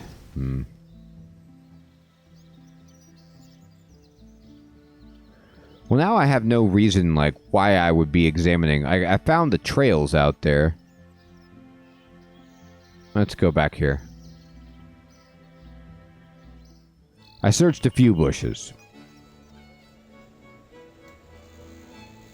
Oh, okay, I missed one. Thank you. So I won't be able to see it. I just didn't look at anything, you know, beyond, like, I saw the purple streaks, but I should have been looking. Thank you. Bizarre tracks. Oh, and it makes them appear. Okay, so examine doesn't do it. I gotta search it. Okay, and when I mouse over it, it'll be selectable. Okay, thank you. Now I got it.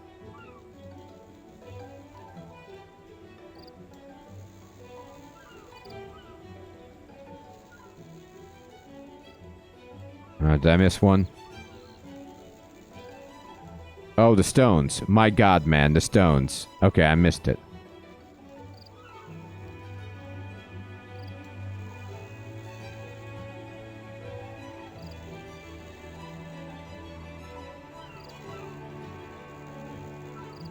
Here we go. Uh-oh.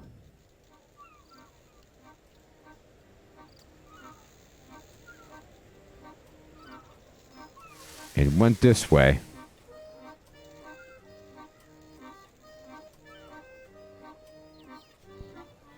All right, let me look around here.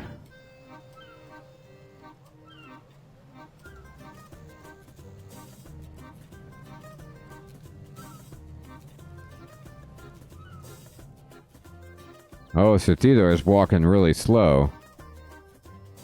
Oh boy. Doesn't look very good. Looks a little worse for wear there. Alright, it goes this way. This didn't do anything. Let's look out here. Maybe I'm making this too hard. I made it too hard. Okay. I was like going into the town. Like, maybe he's finding some food in here. Alright. Check the bush. No. We see nothing of interest. Not a single thing of interest. Check the stones. It did it. Alright. Check these stones.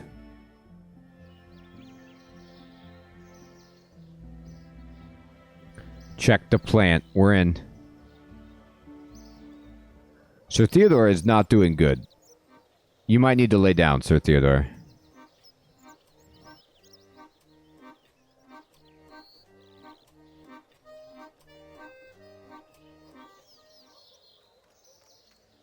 Bizarre tracks lead away from this low bush in the direction of the Rusty Anchor pub. My god, man. Not the pub.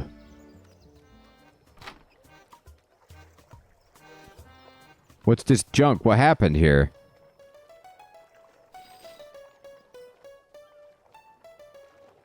It's just degradation. This is embarrassing.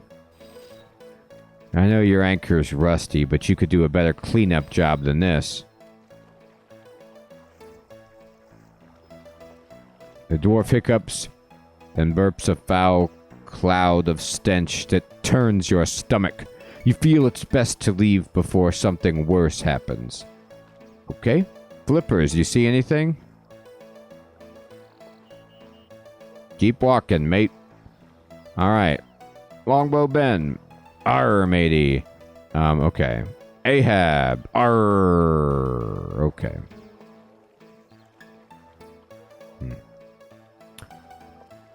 Not talking. Maybe I'm not doing this right. Maybe I should not be in here. Alright. Let me look around outside a little bit.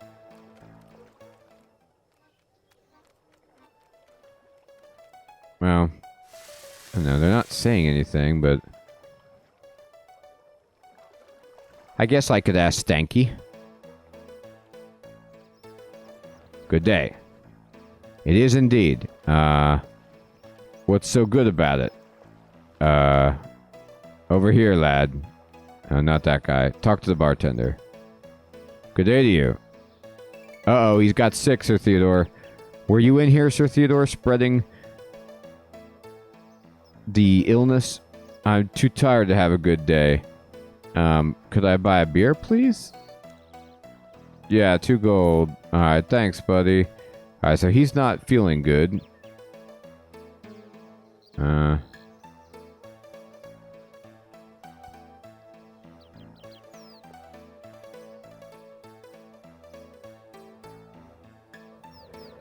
Okay, what's this basement?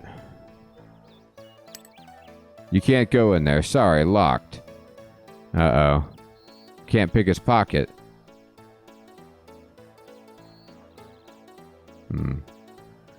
I don't like this one bit.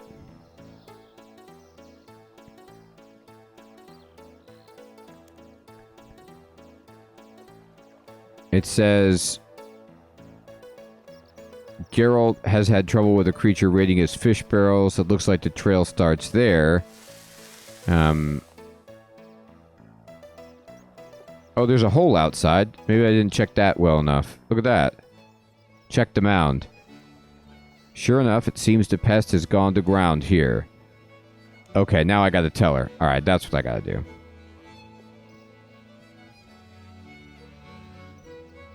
I didn't see the mound.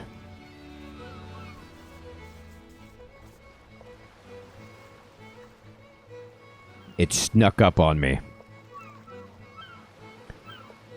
I will say that the road here in Port Sarim, like these docks, stonework looks fantastic. It's a different pattern, you know, than these circular, like these concentric circle rings up here. This is nice. Very good steps. They've got flowers planted. Just to, you know, taking that extra step to make the town look good. And when they appeared, ravaging the land in defiance of all balance, the Void Knights of old knew that the moment they had been formed for had come. Am I interrupting something? Jessica asked me to tell her more about Void Knight beliefs. I have agreed, as it may be that her actions earlier were the result of ignorance rather than malice. I admit I never knew why Void Knights have such hatred for the pests. Fighting them is one thing, since they're invaders, but I'm only now beginning to understand how far it goes. Huh. If you can grasp that their presence is an imbalance and a blasphemy against Gothics, there may be hope for you yet. Now then, I take it you have news? I've tracked the pest down to a burrow entrance, and I believe we can gain access to it from the cellar of the Rusty Anchor pub. Good work. Have a word with the pub owner, and we'll meet you there once you've gained access. What was that about Void Knight beliefs? Are you interested in learning more? Yes, I am. Here's a spare copy of the book I've been teaching Jessica from. Perhaps you'll find it useful. Oh. Okay. The following is a copy of a book all Void Knight squires receive on joining the Order. The cover declares the original author's name to be one Admirable Drax Melrose and dates the writing to year 20 of the Fifth Age. Addenda have been made by subsequent persons. Alright. Admiral Drax Melrose. It is now 5 years since that night. In my dreams, I saw the eye of Gothics fall on me, a warning of a future threat given, and was told that I must act. The extinct knights must rise again. Look at this. I mean, we're doing resurrection all night long. We got necromancy. We got Phoenix rising from the ashes. We got resurrection. We got rising again Void Knights. I heard reform the Void Knights. Oh, okay. So this was 140 years, 49 years ago they were started. Yeah, you're right, Sir Theodore. A threat to equilibrium approaches, and the pacifism of the Druids must be balanced by a military order.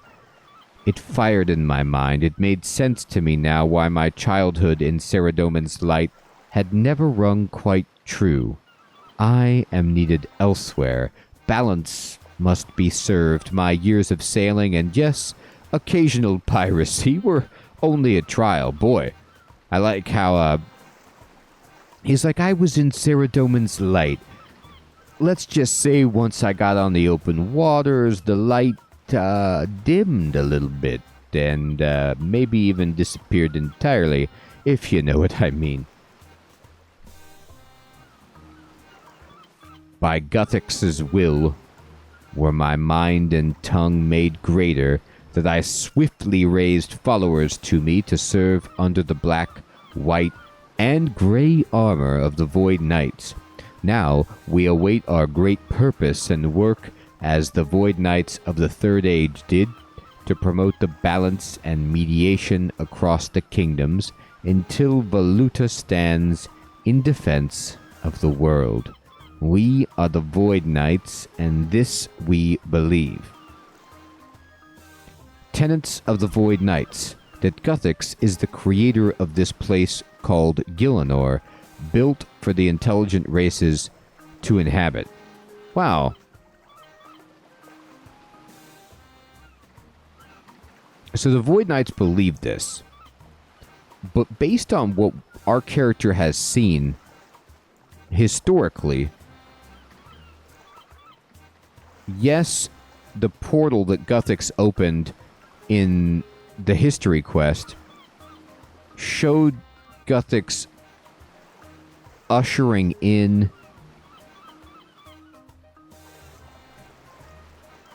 people, but I guess I was under the false pretense that Gielinor was already in existence, and that Guthix didn't necessarily create it, but rather opened a portal here. But maybe this is true, or I don't know if true is the right word, but this is their take on it. The future brings an uncertain threat against which we shall fortify ourselves and stand guard, that we shall bring mediation to the conflicted, that in balance to our pacifist brethren, the Druids, we shall bring it with force of arms, if necessary, that we each strive for parity within ourselves, within our order, within our kingdoms, and within Guthix's view. Now, this is modern day, Admiral Boyce Kale. Oh no, this is 20 years ago, rather. I'm sorry, this is 20 years ago. Since the 98th year of this, the 5th age of Gielinor, we have remained quiet in Taverley. The king of Falador was overly heedful of the Church of Saradomin in limiting our influence to the Taverley surroundings. Even the White Knights and the Kinshra, often referred to by commoners simply as Black Knights, Sir Theodore the Kinshra, in concert with my predecessor, could not change his mind. We have continued our work, albeit in a limited fashion, for nigh on 50 years, but now all has changed. From the southern seas come reports of invaders, strange, ravening beasts of unknown provenance, and from the first report it was clear that this is the moment. The shadowy threat Melrose saw has revealed itself. I am as sure of this as if Guthix himself appeared before me and told me himself. Young Matthias, my newest Commodore, agrees. We must prepare to move the bulk of our forces to meet this threat. He will lead them, for I must remain in Taverley to meet the political demands of this course of action. Our purpose has arrived. We're moving forward a little bit. This is 166. So this is 3 years ago, from Dorel Elarion. After 20 years of fighting, no man could be blamed for seeking solace in tales. We'd all like to think that there was a magical rune just waiting that could finish the fight we face, but in the end, there is no substitute for grit and determination. The Valuta is a fable, ladies and gentlemen. Take its story as an exhortation to continue the good fight, to be the shield against the pests that the story claims the Voluta to be. Do not allow yourselves to become complacent to think this fantastical thing will solve your problems without further effort. It is a metaphor for your own strength and prowess. It is not a living being. Okay, so the Voluta is not the solution in the way that some believe.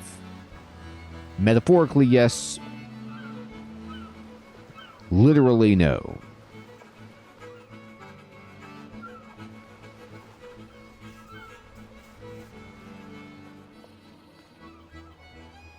Nice, Morbid Fell. I like your take on it. I mean, there are seagulls all over here.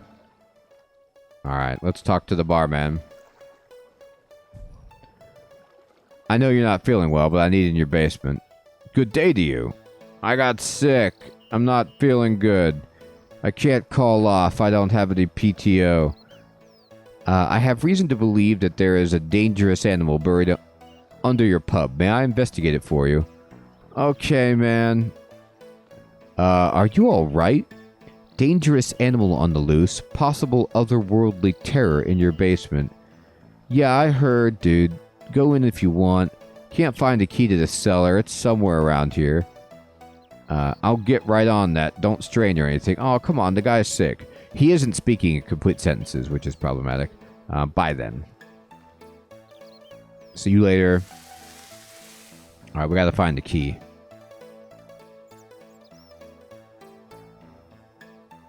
Alright, he doesn't have it.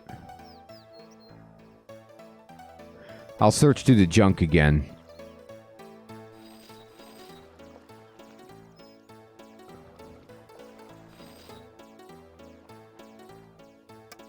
I got it. I knew it. I knew the key was in the junk. See, this is what happens at Traveler's Rest when you don't clean up the spills on time. He's sick, so, you know.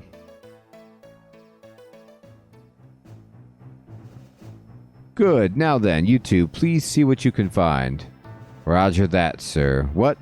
Sorry, you just have the whole aura of command thing going on. Well, I have had the full Void Knight officer training. I'm glad to see it's had some effect. Alright.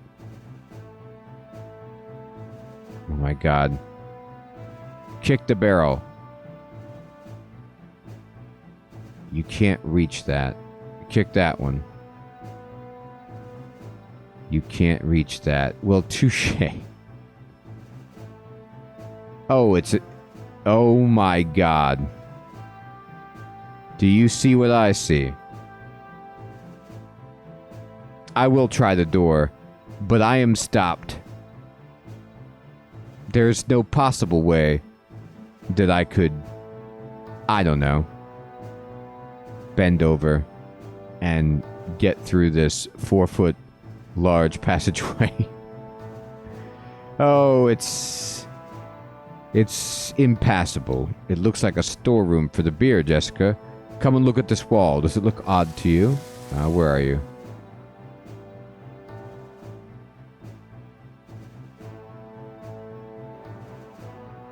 Am I barrel-shaped? I mean...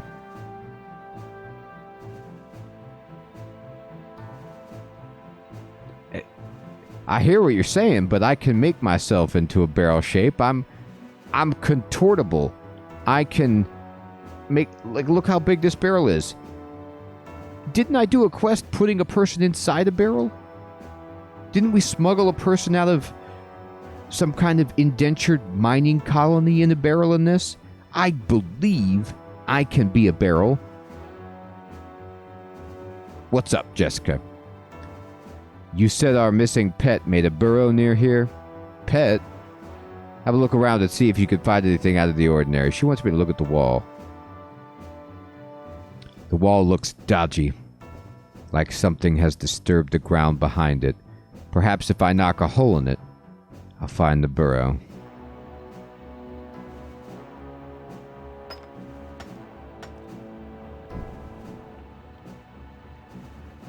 Oh my god. It's grape Kool-Aid. Your pickaxe smashes a fairly large hole in the wall and the thick goo starts to flow out. What on Gillinor is that stuff? Can I have a word, please? What's up, Jessica? That's very curious stuff. We should take a sample of it. It's like in Ghostbusters, you know, when Egon asked Peter Venkman to take the sample at the library. Oh, yes.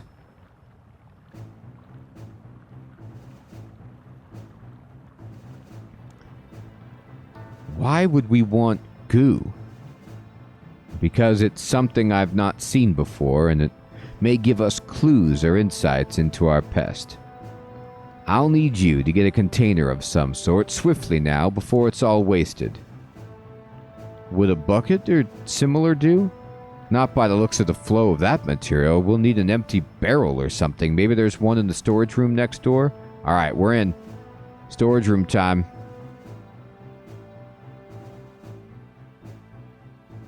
This place is a mess, Karasi. See if you could find us that empty barrel, please, Dr. Incompetent. I'll give you a Void Knight whistle in case you can get into difficulties. A short beat peep and we'll come and help you move a barrel back a step, as long as a long blast and we'll give you a hand setting the room back to how it was. Oh. Interesting. This is a very crazy...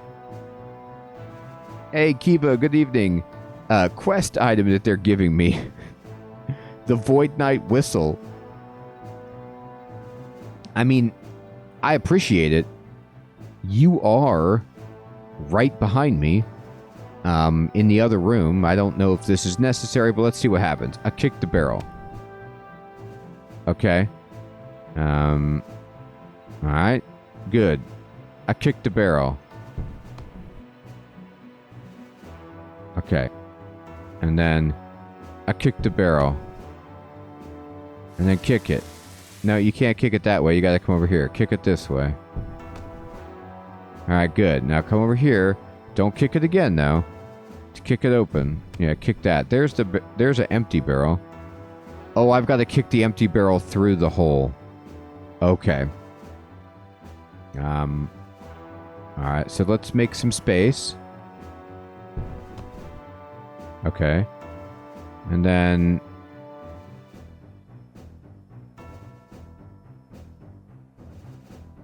Okay, yeah. If I push these barrels all the way back, the problem is if I come through, I'm not going to be able to kick it off the wall.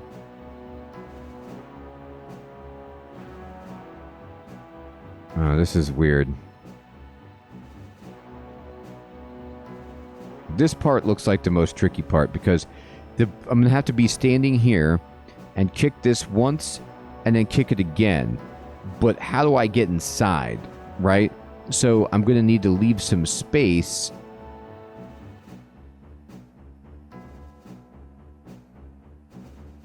Can you kick it off the wall?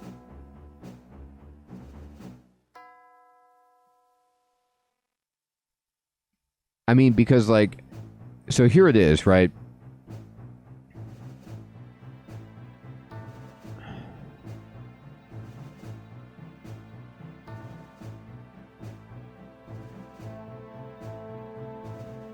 Yeah.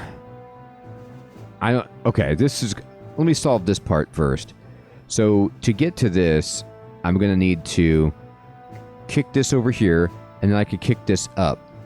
And I can get behind it, but then this is in my way. But I can't kick this down yet.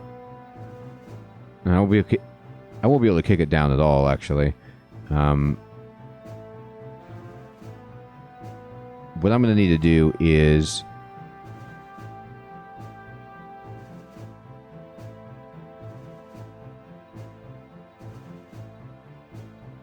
Let me try this. I need to move these out of the way. So if I want to kick this, then I can't get behind it.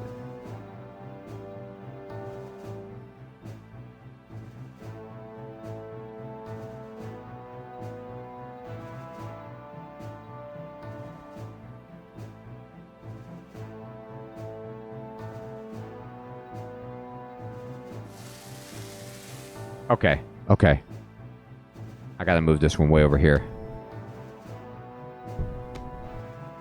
So, I'm going to need to get this out of the way.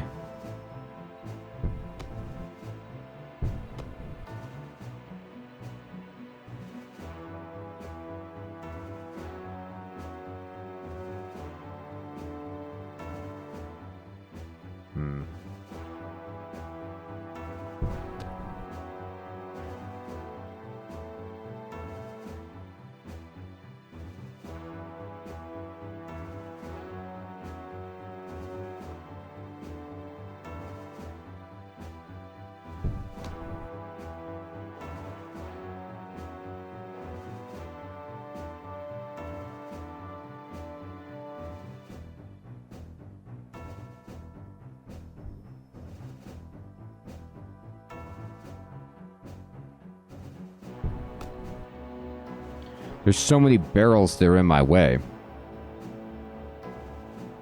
Okay.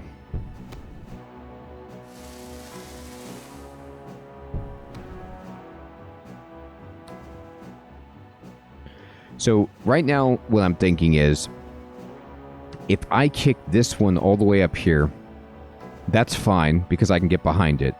I'm going to need to push it, but I'm going to need to have one barrel right here so that it doesn't go too far down so I can kick it through here.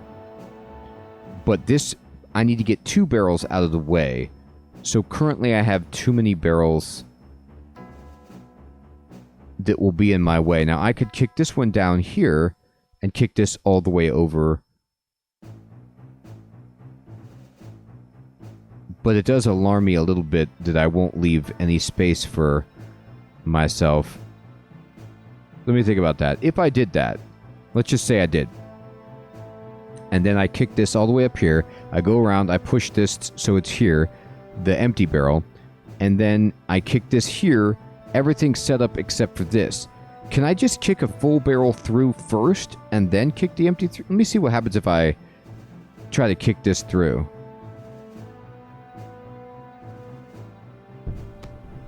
I want to get rid of this entirely. See, this is what... it's like, what do you mean you've blocked the beer hatch? This is what... Okay, I didn't expect this, because, like, this hole is specifically made for barrels. So I thought I could just kick one through, and then they can move it out of the way, and then I have room. But now it's like I've somehow messed it up. Like, how could I not kick it forward in this position?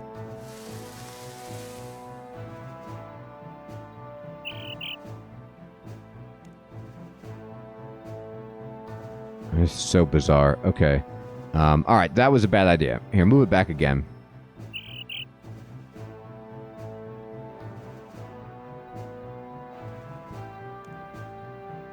You cannot undo a move right now, but why not? I just...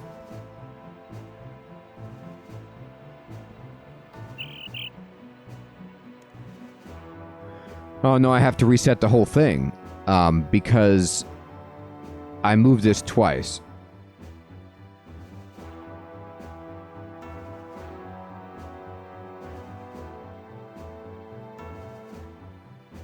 It won't let me... I needed to come back here so I can get rid of it properly, but... yeah, that was my fault. Okay. Alright, we'll reset the puzzle, no problem. Okay. So let's think about this.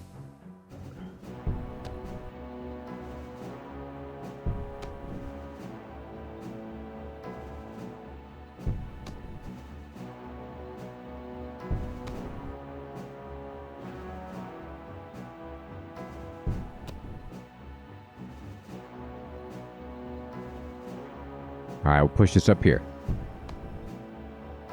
Alright, now in this spot...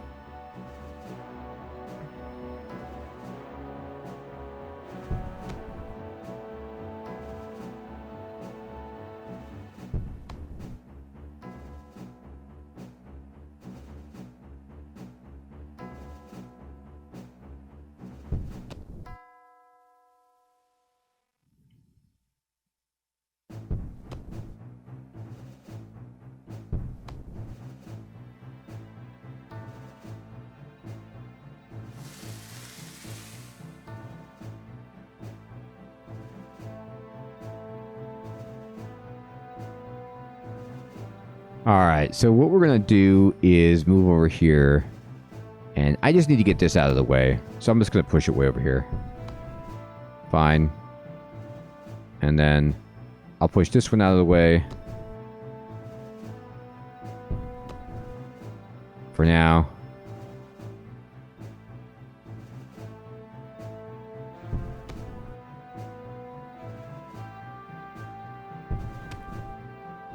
Alright. So I can push this. Okay. Now, here's the deal. From here,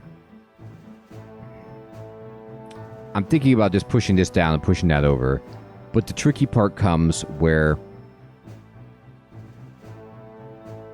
What if I just push this all the way...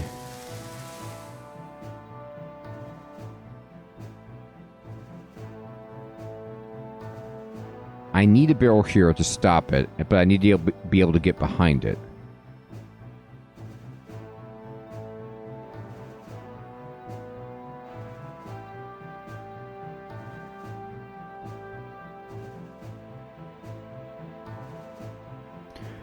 I honestly don't know how I'm going to be able to...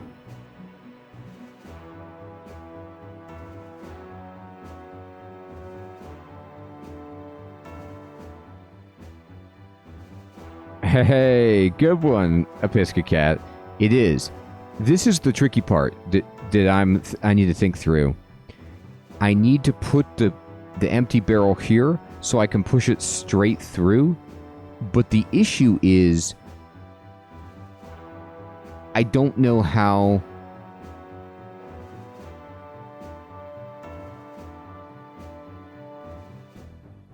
to do it in a sense that, if I can't get through unless I can walk diagonally. Like, with the barrel here, unless I could just step like that, which I can't. Because if I push it against the wall, is there another way to interact with it? I can't pull it. I can only kick it. Huh.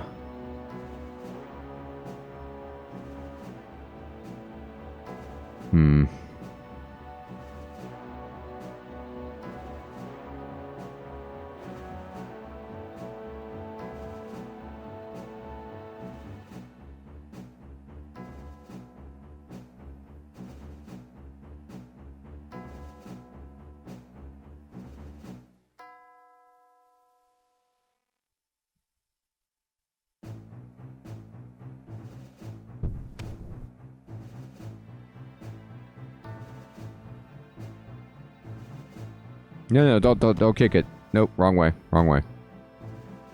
Alright. Here, go over here.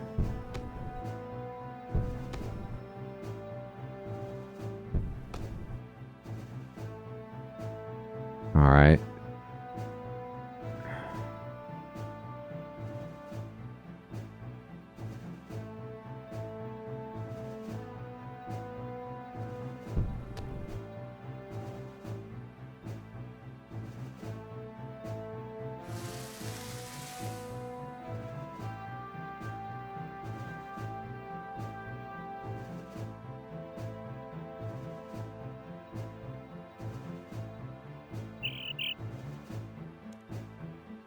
I want to push this barrel down here.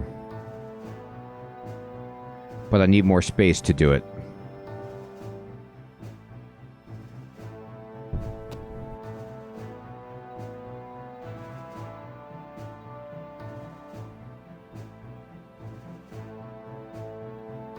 Let me think about this.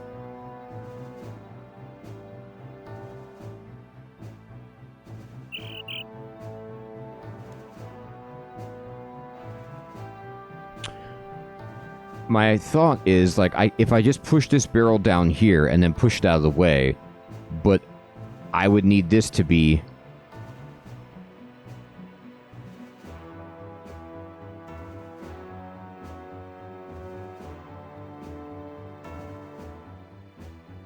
Oh, I have an idea.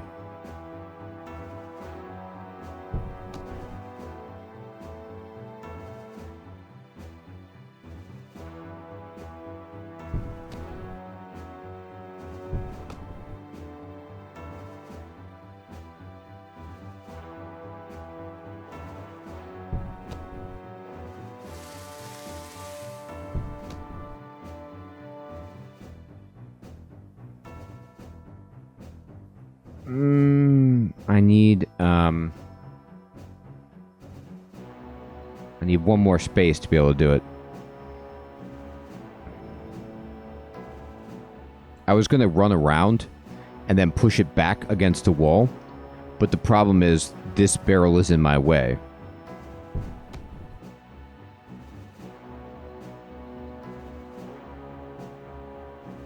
Well, we're going to find out if I can move things by...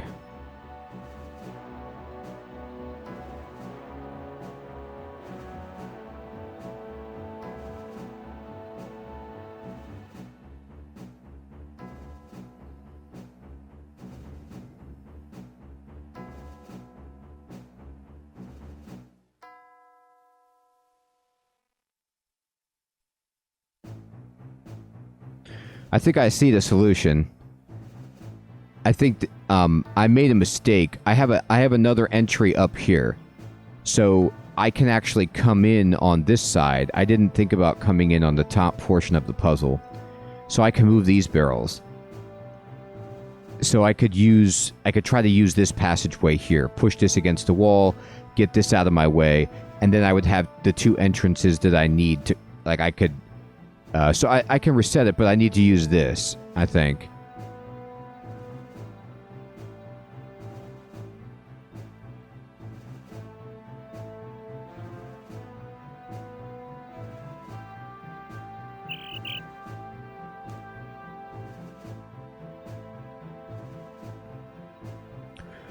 So what I need to do is, yeah. Okay. I need to get this out of the way.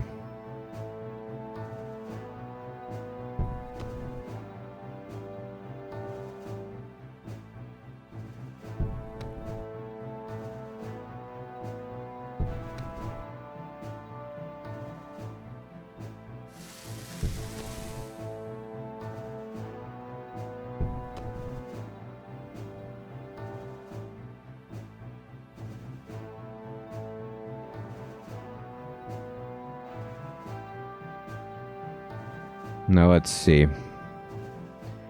I mean, I kind of want to just kick this and then, push this back. I know, they're like neck deep in the purple slime. I can push this forward and then push this back. Push this over. But then I still can't get in.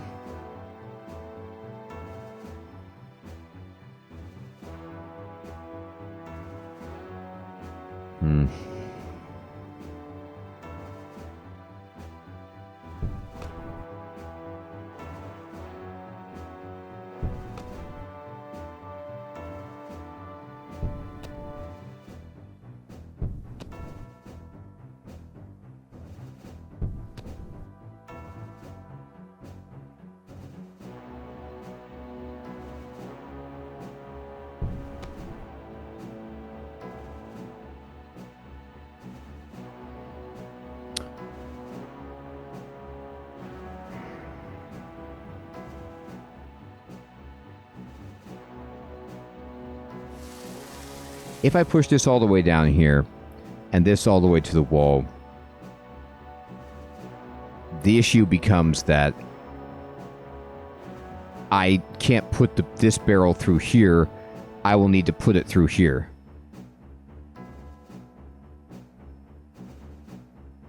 So let's see if I can get that to work.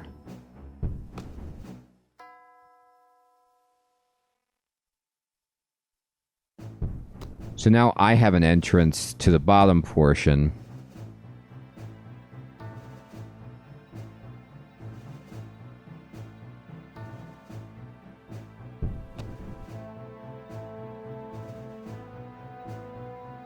Exactly. So what I could do is, if I put this barrel up to the top, Sir Theodore, I can come around the back. This barrel can't go down here because I won't be able to get it out, but I can. So now I have the two entrances.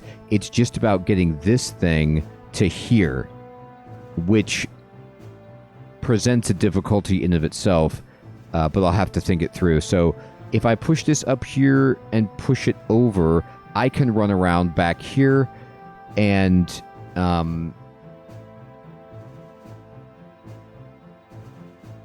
push the barrel down 1, but then I can't run back around. Oh, no, yeah, I can just move over here and then push it all the way. I think I'm okay.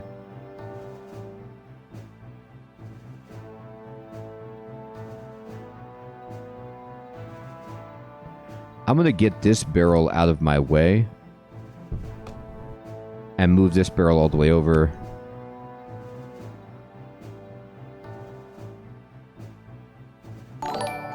Actually, you know what? Let's go over here. Hey, Tommy, what's up, my friend? Thanks for subscribing. I'll push this all the way up. I can push this all the way over here.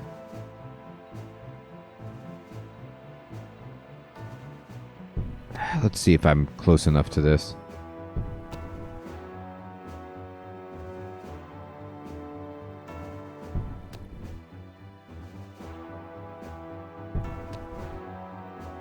Let me think about the path.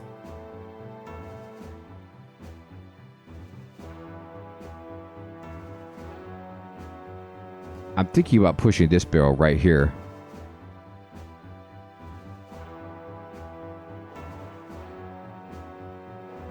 I push this all the way over. And then I run around and push it down. And then I just step around here and kick it.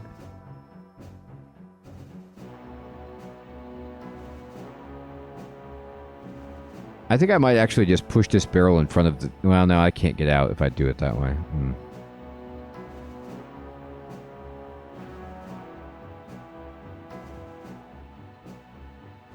You know what? I don't need this barrel at all. So let me just push it out of the way like this.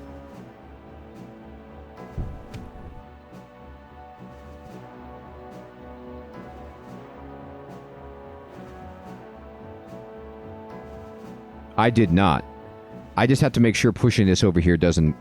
I'll push this up to here, and then I could still get behind it. I think I'm okay. So we'll push this here. I walk behind it.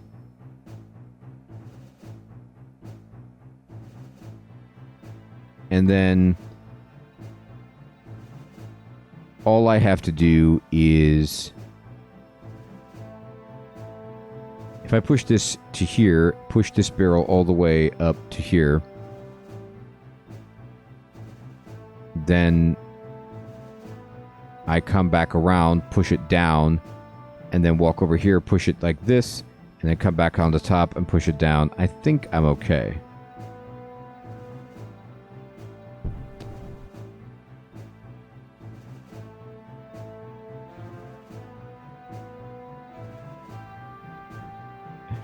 Yeah, Kiva, I think I have the distinct advantage of having done like slider puzzles like this for decades.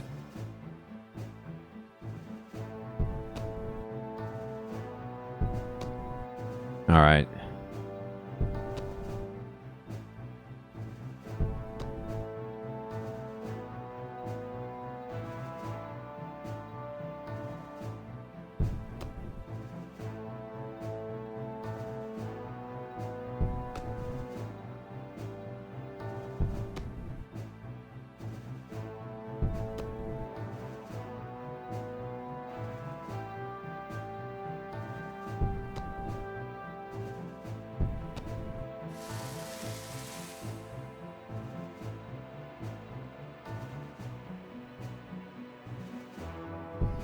All right.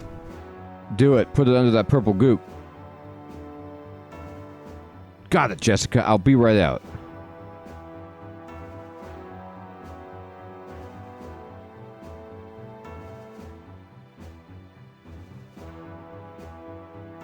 Good work, Dr. Incompetent. Thank you.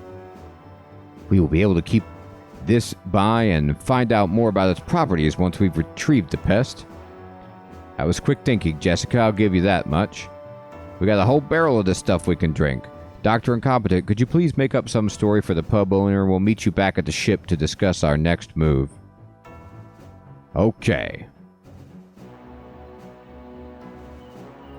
We finally did it, people. We finally did it. Not that bad, but you guys prepared me and told me that it was going to be really bad. So I was like, all right, let's focus all attention on this puzzle. The first big decision? Oh, that is a good... I gotta talk to him. You're right. I gotta tell him. Good day to you.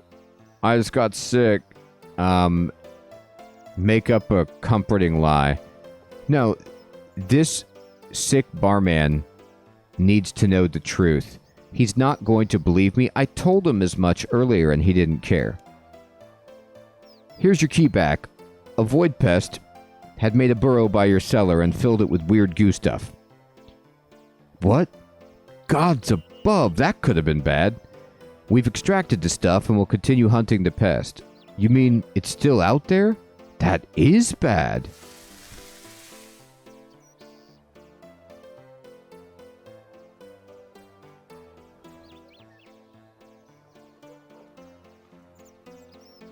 Where did I get this buff right here? That the next time I receive damage, 75% of the received damage is also dealt to the attacker. Where'd that crop up from? Was that from the last wills? War's retreat? Alright. Take that. Don't attack me. You're in trouble.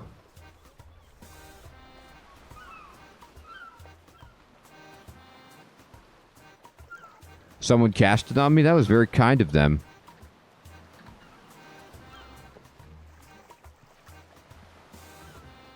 I told the bartender what was going on. He took it well. Did you really need to scare him like that? I'm sure he can handle the truth. Regardless, we should keep after the pest. I wish I could ask Professor Melville. He'll know what to do. But he's not been answering my contact spells for a while. What's our next step, then? We'll need to find this pest before it seriously unbalances the local ecosystem. Well, having rested here, I suppose it'll be heading to warmer climes. Yes, from the pest home plane is mostly tropical jungle from what we know of it. And if it could stow away once, it can do it again. It's certainly intelligent enough. Weren't the sailors on the Musa Point route complaining about being ill lately? And we know the bartender got unwell from being around the pest for too long. Musa Point. It's easy to reach, warm, jungly. A ship that goes to Karamja would smell right to a pest. Yes, it makes sense. We need to be careful. That bartender fellow is acting very oddly. If it has something to do with your pest, it might be capable of doing to us whatever it did to him. You said the bartender was acting oddly? He seemed sick, listless, as if he had no energy or inclination to care about anything. I mean, if you're not feeling good, you're not feeling good. Now that you mention it, it did seem odd that the bartender would just let 3 strangers into his storage cellar without protesting or coming to keep an eye on us. He's a bad employee. We saw the junk littered around the place. Did you see the state of the barrels in the storage room? He's just a poor employee. Do you think it's related to the pest? Who knows what sort of attacks this pest can use on the unprepared. He could have been the victim of a mental assault of some kind. Now, wait a minute. Why do you have to assume the worst about the pest? He never gave me any reason to think he was capable of such an attack. What if, quote, he was using it on you all the time to make you susceptible to its suggestions to release it? That's ridiculous, dead on accurate. Will I have to fight this thing? It's not a warrior. It's slow and unarmed and of no danger to anyone. Just making people sick and spilling purple bile. It's a void pest. If it can kill you, harm you, or make your life unpleasant in any way, it will. They're not mindless monsters, Karasi. They're just finding themselves in the wrong place at the wrong time and doing their best to infest and scour that place when they find themselves in it. I can't believe you're defending them. They have no choice. Their queen commands them, compels them somehow. From my research, I'm sure of it. She's the one you should be concerned with, not the dwarf cannon fodder. Enough, both of you. Can I get a straight answer, please? It has no martial skill at all. It can't defend itself from you if you choose to kill it when you find it. And if she's wrong, well, I'll be at your side to assist. To Musa Point, then. On we go. Alright. So we need to go to Musa Point and pick up the pest trail, and the local there may be able to help. So we'll talk to the locals at Musa Point. And we are doing beautifully. Hey, Delicious, thanks for following, my friend, in Avoid Dance. And we also finished up a Phoenix-related Pyre need quest. But we're going to have to continue this next time because it is indeed my bedtime. So we'll let these two ladies talk it out, and we'll finish it next week. I know, Sir Theodore, but alas, duty calls. I have to get up early tomorrow. Everyone, thank you so much for coming out to the stream. I hope you all have a wonderful evening. We're going to be playing some random surprise indie games tomorrow on stream. If you want to stop by and see, I think I'll probably play 2 different games, just see how they go, get a peep at them, and we'll have fun doing that. Episcocat, Sir Theodore, Kiva, Nickman, Alex, Morbent Fell, Super Floppers, Dragon's Aid, Max, Tommy. Yeah, the Void Knight quest, this is a great one. This is a fun one. That puzzle took the last mental energy that I have, and I need to recharge the old brain cells, but I'm happy that we got it done. Take care, everybody.